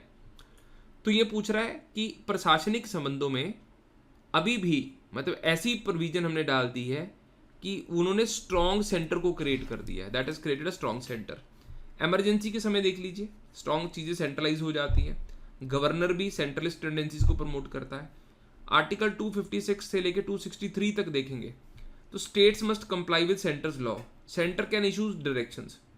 सो आर्टिकल 256 भी यही कहता है that the administration of the state should be carried out as per the provisions of the laws enacted by the parliament. Parliament जो कानून बनाएगी उनके हिसाब से ही राज्य की सरकारों को काम करना पड़ेगा। तो हमारे संविधान में आईएएस आईपीएस का भी प्रोविजन है, they are recruited by centre but serving states ensuring uniform standards. तो इन चीज़ों को लेके बहुत सारी डिबेट और टेंशन चलती रहती है। States often complain of excessive central interference, ठीक है। Centrally sponsored schemes reduce states physical and administrative autonomy. GST regime reduce the state's independent tax authority, so this is also very very important।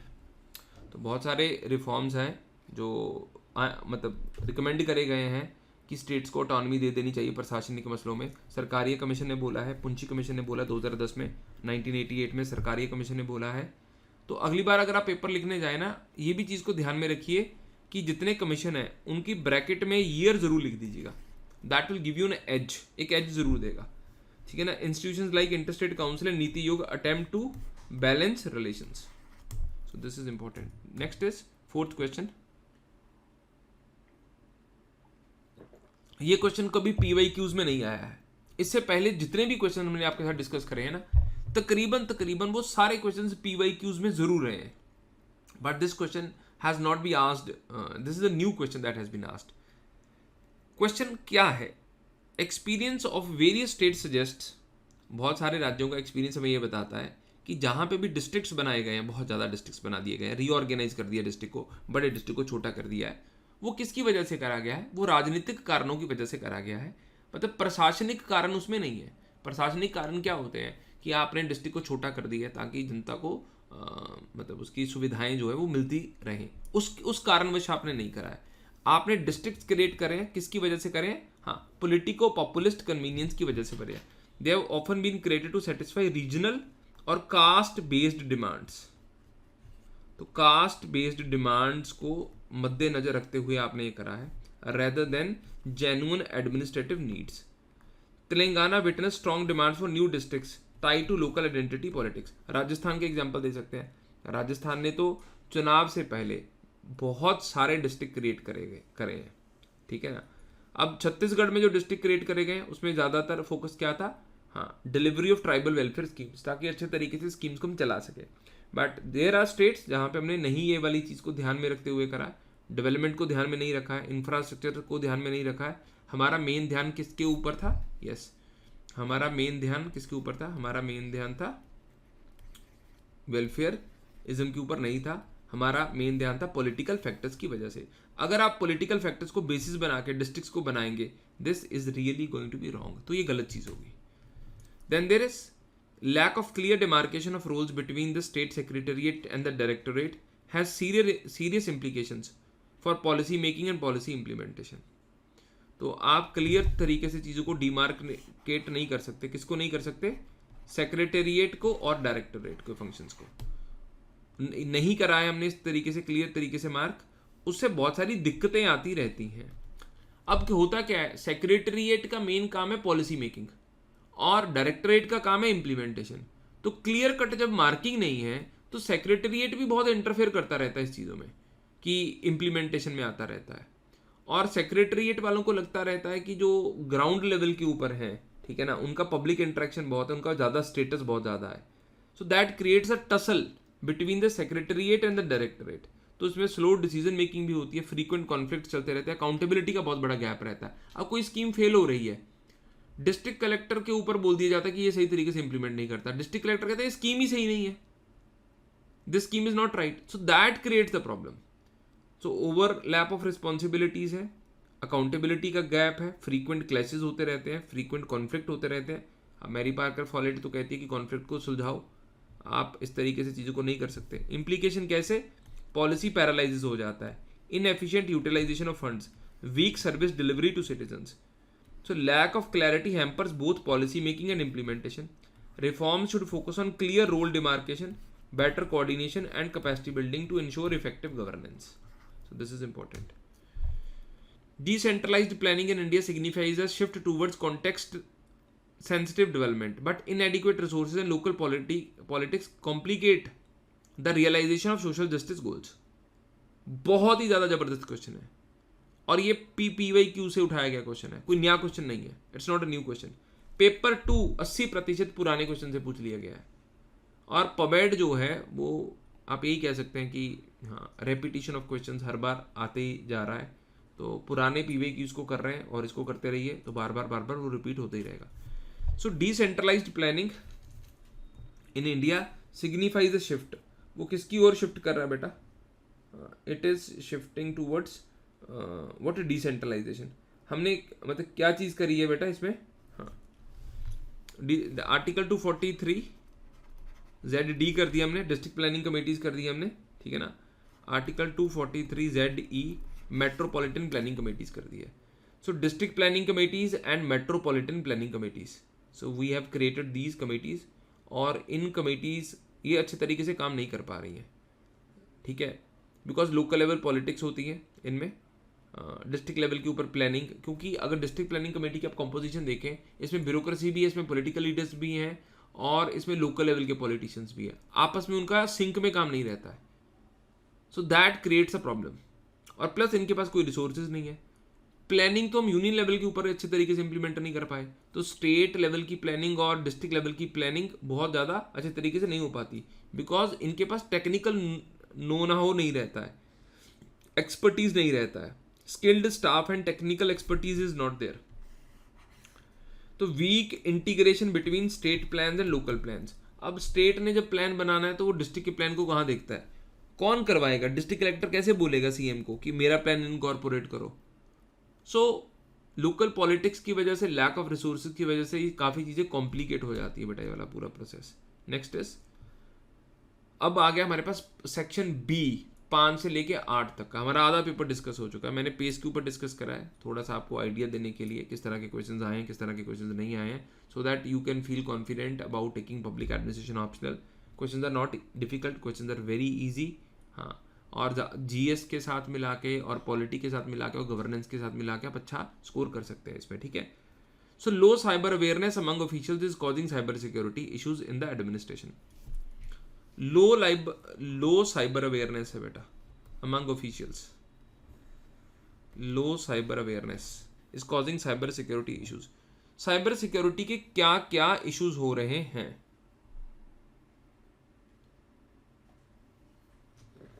Fishing, malware, ransomware attack हो जाते हैं government portals के ऊपर। हाँ, तो हम इसको मैनेज नहीं कर पा रहे हैं। डेटा ब्रीचेस बहुत सारी हो जाती हैं, अवेयरनेस नहीं है। तो we are lacking in what, capacity building of the officers. उनको अच्छे तरीके से ट्रेन नहीं कर पा रहे, कैपेसिटी बिल्डिंग नहीं हो पा रही, सही इंफ्रास्ट्रक्चर नहीं डेवलप कर पा रहे हैं प्रोटेक्शन, डेटा प्रोटेक्शन को लेके। तो हम इसमें क्या यूज़ करेंगे, मिशन कर्मयोगी का इस्तेमाल कर सकते हैं, हाँ, कैपेसिटी बिल्डिंग कमीशन का इस्तेमाल कर सकते हैं in order to create awareness among the officials so that they can cater to the challenges. ये जो साइबर सिक्योरिटी का जो लैक ऑफ अवेयरनेस है उसको हम अच्छे तरीके से कैटर कर पाएँ, ठीक है ना। So that will really help. Next we have got is the guillotine hastens the budgetary process to meet the timeline. तो जो गिलोटीन है, हाँ, ये बजटरी प्रोसेस को क्या कर देता है, हेस्टन कर देता है बेटा, टू मीट द टाइमलाइन। 26वें दिन क्या होता है, हाँ, 26th day what happens, 26th day 26वें दिन सारे जो वोट हो रही होती है बेटा, all the demands are what, they are merge together, all the demands they are merge together and they are put to vote. सारे डिमांड्स को बेटा मर्ज कर दिया जाता है and they are put to vote. उससे क्या होता है, डिस्कशन नहीं होता, ठीक है ना, और डिस्कशन होना तो बहुत ज़्यादा ज़रूरी है। सो गिलोटीन जो है बजटरी प्रोसेस को हेस्टन कर देता है। एडवांटेजेस क्या है, it saves time in crowded legislative calendar, it prevents political obstructionism, it ensures executive can function without delay. इसका क्रिटिसिज्म क्या है, it reduces parliamentary scrutiny over expenditure, it weakens legislative control over executive, important demand for grants में pass without debate. तो ये इसका सबसे बड़ा दिक्कत है बेटा इसका, ये ठीक है गिलोटीन का। Next is new localism plays a crucial role in empowering the local actors. बहुत जबरदस्त क्वेश्चन है। लोकल एक्टर्स का क्या मतलब है यहाँ पे, देखो ओल्ड लोकलिज्म कहता था कि पंचायतों को आप ताकत दीजिए, ठीक है। न्यू लोकलिज्म कहता है कि आप एनजीओज को, सिविल सोसाइटी ऑर्गेनाइजेशंस को, पैरास्टेटल एजेंसीज को, सबको इन्वॉल्व करिए। हाँ, it should not be only the panchayats, and इनमें ज़्यादातर इनको इन्वॉल्व करिए इम्प्लीमेंटेशन प्रोसेस में। हाँ, पावर डिवॉल्व करिए पावर, बहुत सारे एक्टर्स को दीजिए, ठीक है ना। ये नहीं कि टोटल पावर आप इनको लोकल लेवल के ऊपर दे दीजिए, वो बहुत इंपॉर्टेंट। ओल्ड लोकलिज्म कहता था कि पंचायतों को ताकत दीजिए कि वो कानून भी बनाए, रूल भी बनाए, नहीं। न्यू लोकलिज्म कहता है नहीं, आपको इम्प्लीमेंटेशन वाली ताकत देनी है, ठीक है। तो चैलेंजेस क्या है इसका, रिसोर्स क्रंच है, lack of skilled man power है, लीड कैप्चर ऑफ इंस्टीट्यूशंस। तो स्किल्ड मैन पावर रहती नहीं है हमारे पास एनजीओज में, सेल्फ हेल्प ग्रुप्स वगैरह में, उनको हमें पार्टिसिपेट कराना है, that is one of the problem. But new localism UK से इमर्ज हुआ कंसेप्ट है, ये कहता है कि हाँ, ग्राम सभा को पावरफुल करिए थोड़ा सा इम्प्लीमेंटेशन में, सेल्फ हेल्प ग्रुप्स को, एनजीओज को, इन सबको आप पावरफुल करिए, that will really help them. Gram Sabha aims to enlist community participation. हाँ, ग्राम सभा का क्या एम है, ग्राम सभा का एम है to enlist yes what, community participation. Gram Sabha, आप मनरेगा की स्कीम देखिए, वहां पे ग्राम सभा बताती है कि कौन कौन से प्रोजेक्ट्स लगाने, कौन कौन से प्रोजेक्ट नहीं लगाने हैं। ग्राम सभा execution, it monitors the execution of schemes like MNREGA, स्वच्छ भारत अभियान, जल जीवन मिशन, सोशल ऑडिट में पार्टिसिपेट करती है, and it is also a forum for grievance redressal and accountability. It approves village development plans. तो विलेज के डेवलपमेंट प्लान्स को क्या करवाया जाता है, अप्रूव करवाया जाता है, ये ग्राम सभा में होता है बेटा मेरा। कम्युनिटी पार्टिसिपेशन होती है, it ensures inclusive decision making with representation of एससीज, STs and women. It empowers citizens to prioritise local needs over top down policies, ठीक है। तो ग्राम सभा दे प्लेड अ की रोल इन पार्टिसिपेटरी प्लानिंग। इसका सबसे बड़ा चैलेंज क्या है, हाँ, इसमें मतलब ग्राम सभा की लो अटेंडेंस रहती है, अवेयरनेस रहती है, domination of local elites undermines inclusivity. So Gram Sabha is the cornerstone of participatory democracy, its effectiveness lies in citizen awareness, capacity building and strict enforcement of accountability mechanisms. चलिए नेक्स्ट इज, ये मैंने topic करवाया हुआ पूरे का पूरा, ठीक है ना। आपको गवर्नमेंट ई मार्केट प्लेस के ऊपर क्वेश्चन आ गया, identify the implementation on challenges and issues of government e market place.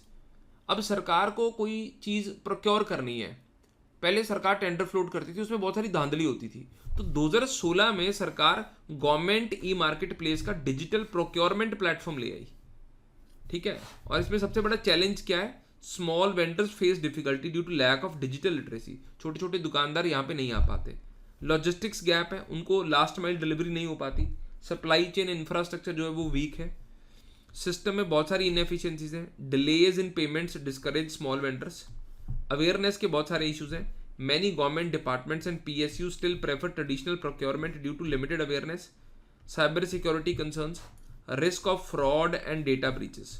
तो फ्रॉड और डेटा ब्रीचेस का बहुत बड़ा रिस्क है यहाँ पे, ठीक है. और इश्यूज फॉर गवर्नेंस क्या, एक्सक्लूजन है मार्जिनलाइज्ड सप्लायर्स का, और एनफोर्समेंट नहीं होता प्रोक्योरमेंट रूल्स का. So these are the problem areas. So government e marketplace is very good thing. E governance का एग्जाम्पल है ये वाला, and this is also an example of good governance. This is also an example of government making things easy for the businessman, and this is also an example for transparency, accountability. But yes, वो तो digital वाला जो system है उसमें तो हमारे पास बहुत सारे लैकुनास है, अभी अवेयरनेस नहीं है, डिजिटल गैप है, वो सब आप मेंशन कर सकते हैं यहाँ पे. ये सीपी ग्राम्स के ऊपर है, ठीक है ना, कि सीपी ग्राम्स लोकल इश्यूज को अच्छे तरीके से एड्रेस नहीं करता. इस बार देखो एडमिनिस्ट्रेटिव जो स्कीम्स चल रही है ना उनके ऊपर क्वेश्चन पूछ लिए बहुत सारे. सीपी ग्राम्स के ऊपर पूछ लिया क्वेश्चन, फिर आपका गवर्नमेंट ई मार्केट प्लेस के ऊपर पूछ लिया, फिर मनरेगा के ऊपर पूछ लिया, स्वच्छ भारत अभियान के ऊपर क्वेश्चन पूछ लिया. So centralised public grievance does not effectively address local level issues. तो ये लोकल लेवल के इश्यूज को एड्रेस नहीं करता है. Give your opinion. So CPGRAMS is an online platform for citizens to lodge complaints against central and state agencies, ठीक है. और इसका लिमिटेशन क्या है, ये बहुत सेंट्रलाइज्ड है. Centralised nature makes it less sensitive to local social political realities. Language barriers है इसमें, डिलेज इन ग्रेवेंस रेजोल्यूशन है, many grievances closed without satisfactory action. होता कुछ नहीं, आप कंप्लेंट फाइल करेंगे, हाँ वो करेंगे मिस को मार्क कर दिया, उधर से आपका जवाब नहीं आता है, कोई फॉलो अप नहीं है, लैक ऑफ फॉलो अप और field level accountability. Complaint register करने तक है, कंप्लेंट का क्या बना, क्या उसको पॉपअप जा रहा है जिसको आपकी कंप्लेंट असाइन हुई है, उसको कितने दिन का टाइम दिया, टाइम लिमिटेड है कि नहीं है, स्टैंडर्डाइज टाइम है कि कितने दिन में ये करना है नहीं करना है, all those things are not there. Consequences क्या बेटा इसके. Citizens trust in grievance mechanism ये वीक हो गया है. Local issues like ration distribution और म्यूनिसिपल सर्विसेज रिमेन अनरिजॉल्व्ड. तो ये सब अनरिजॉल्व्ड रहता है. कहाँ पे हमें इंप्रूवमेंट करनी पड़ेगी बेटा, integrate CP grams with state district level platforms, multilingual accessibility होनी चाहिए, strong monitoring and social audits होने चाहिए लोकल लेवल के ऊपर, ठीक है. अब आधार के ऊपर भी क्वेश्चन आ गया है. बहुत ही प्रैक्टिकल पेपर बना दिए यूपीएससी ने, बहुत ज़्यादा प्रैक्टिकल, और ये अच्छी बात है. अगर आपको प्रशासन की अच्छे तरीके से समझ है तभी आप इस तरह का क्वेश्चन जो है वो अटेम्प्ट कर पाते हैं, नहीं तो आप क्वेश्चन को अटेम्प्ट नहीं कर पाते हैं. So this is something that is very very good. तो ये बहुत ही अच्छी चीज़ है, this is very very good, ठीक है. Do you think the Aadhaar initiative has promoted inclusive governance and administrative credibility? Answer is yes. Aadhaar की वजह से बहुत, एक तो डीबीटी डायरेक्ट बेनिफिट, लाभार्थियों को सीधा बेनिफिट जा रहा है आधार की वजह से. हाँ, घोस्ट बेनिफिशरीज कम हो गए हैं, इंक्लूसिविटी हो गई है, ठीक है ना, वेरिफिकेशन हो गई है, जो लोग मतलब ये कर रहे हैं, समझ गए, एफिशिएंसी बढ़ गई है, ट्रांसपेरेंसी बढ़ गई है, एक्सक्लूजन एरर्स कम हो गए हैं. तो बट अभी भी प्राइवेसी का इश्यूज बहुत ज़्यादा है, फिंगरप्रिंट मिसमैच हो जाते हैं. जुडिशियल कॉशन, हाँ, Puttaswamy judgement 2017 upheld Aadhaar use for welfare but limited it for private use. तो वो प्राइवेट यूज के लिए आप उसको हाँ लिमिट कर रहे हैं. सो आधार ने इंक्लूसिविटी और क्रेडिबिलिटी को एनहांस करा है, बट इसके जो बेनिफिट्स है they must be balance with safeguards against exclusion and privacy violations. Next question is smart policing and community policing programs have been initiated to address social technological challenges in law and order. ठीक है, social challenges क्या है बेटा law and order में, technological challenges क्या है. Technological challenges ये हैं कि हम जो चीज़ों को मतलब आइडेंटिफाई नहीं कर पाते हैं, कई बार इंटेलिजेंस को हमें नहीं पता लगता कि कौन क्राइम कमिट करने वाला, कौन क्राइम नहीं कमिट करने वाला है. तो स्मार्ट पुलिसिंग है हमारे पास, तो smart policing and community policing programs. तो दो चीज़ों के ऊपर आपने बताना है कि दोनों चीज़ों का बहुत इंपॉर्टेंट रोल है. स्मार्ट पुलिसिंग में crime and criminal tracking network system आ गया, फेशियल रिकॉग्निशन आ गया, प्रेडिक्टिव पुलिसिंग आ गया, Telangana hawk eye app for citizen police interaction आ गया, तो EFIR आ गया, क्राइम मैपिंग आ गया, क्विक रिस्पॉन्स आ गया. ये तो स्मार्ट पुलिसिंग के एग्जाम्पल्स हो गए, ठीक है ना. Second is community policing. ये मैंने पूरे रटवाए थे बेटा क्लास में सारे स्टूडेंट्स को, मीरा पे भाई, जन मैथरी, फ्रेंड्स ऑफ पुलिस. तो इन सब का भी बहुत इंपॉर्टेंट रोल है किस चीज़ को टैकल करने में, हाँ, जो भी लॉ एंड ऑर्डर के चैलेंजेस हैं उनको टैकल करने में इनका बहुत इंपॉर्टेंट रोल है. Smart and community policing complement each other. Technology strengthens capacity while community engagement restores trust. Both are essential for effective law enforcement in 21st century India. ठीक है. Next is 7th question.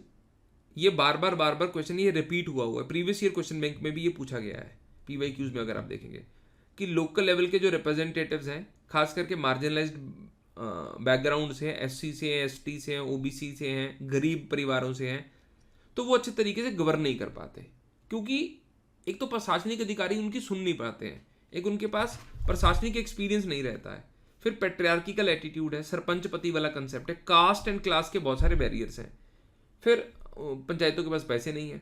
तो इनकी जो participation होती है symbolic participation होती है rather than substantive decision making. Reduced effectiveness in addressing local development needs.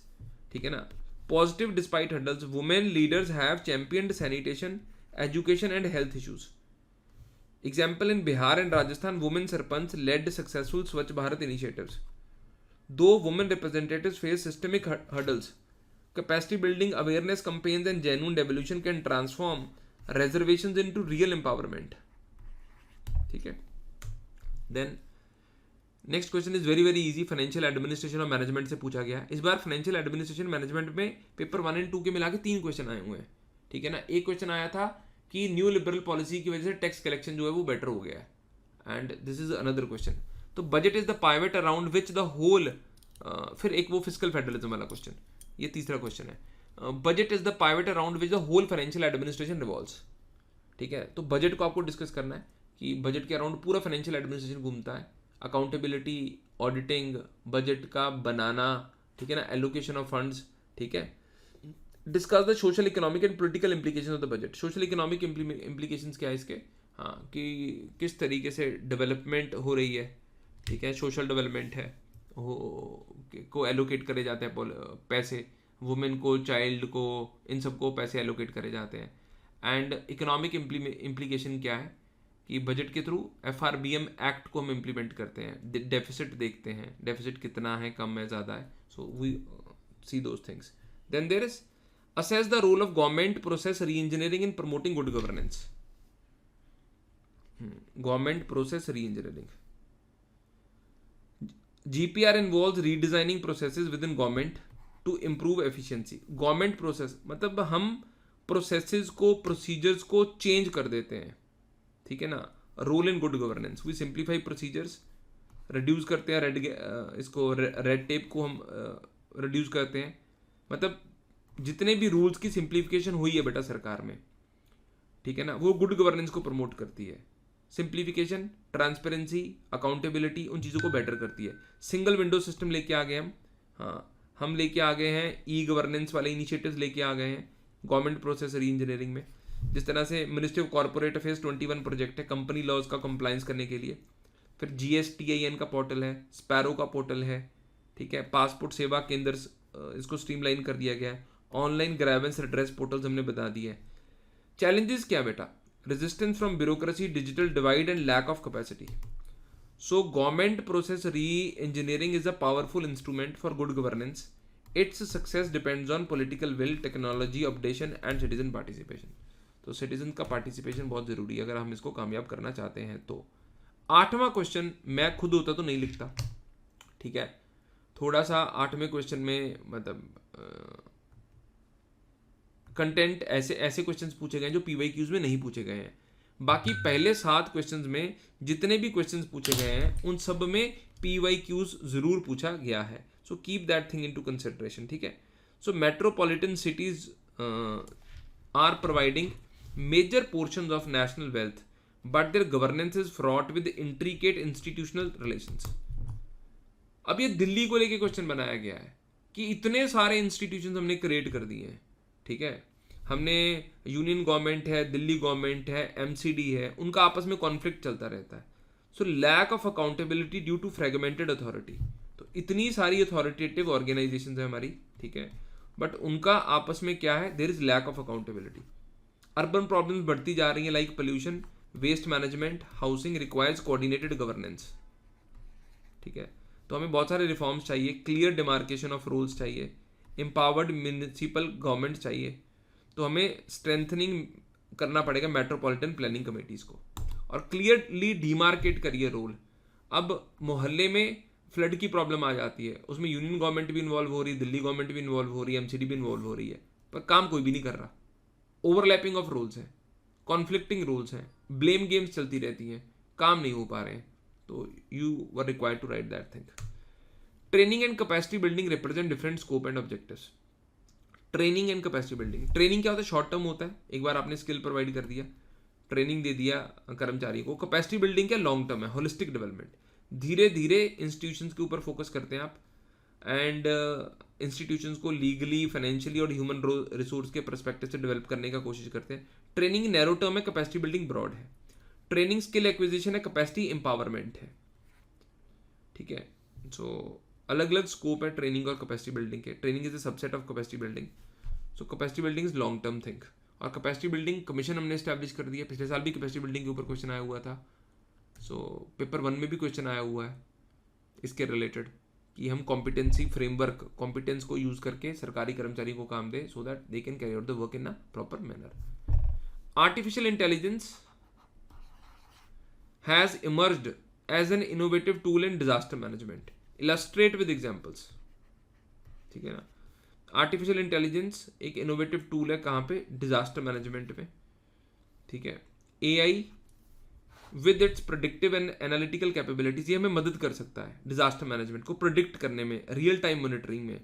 ठीक है, AI chatbots provide real time information to citizens, कि कहाँ पे फ्लड आए हैं, कहाँ पे फ्लड नहीं आए हैं। ठीक है ना, सप्लाई चेन्स को एआई के थ्रू हम रिसोर्स एलोकेट कर सकते हैं।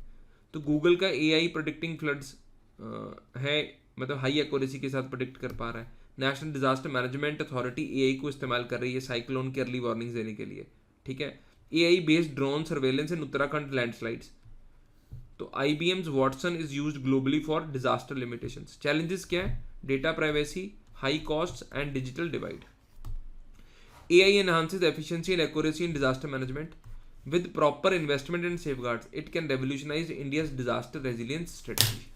चलिए, तो बेटा हमने पूरे का पूरा पेपर डिस्कस कर लिया है यहाँ पे, एंड अनअकैडमी के ऊपर क्या लेटेस्ट ऑफर चल रही है वो मैं आपको बता देता हूँ। अगर आप पबेड को ज्वाइन करना चाहते हैं तो मेरा बैच चल रहा है, मैंने बहुत क्विकली डिस्कस करा है।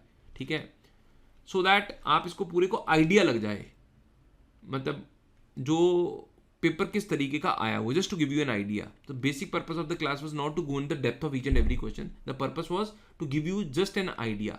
एंड अगर आप कोर्स में एनरोल करना चाहते हैं तो नवंबर में हमारा पवेड का बैच आ रहा है अनअकैडमी के ऊपर, so do join that course. So this is all for the moment, and bye bye, take care.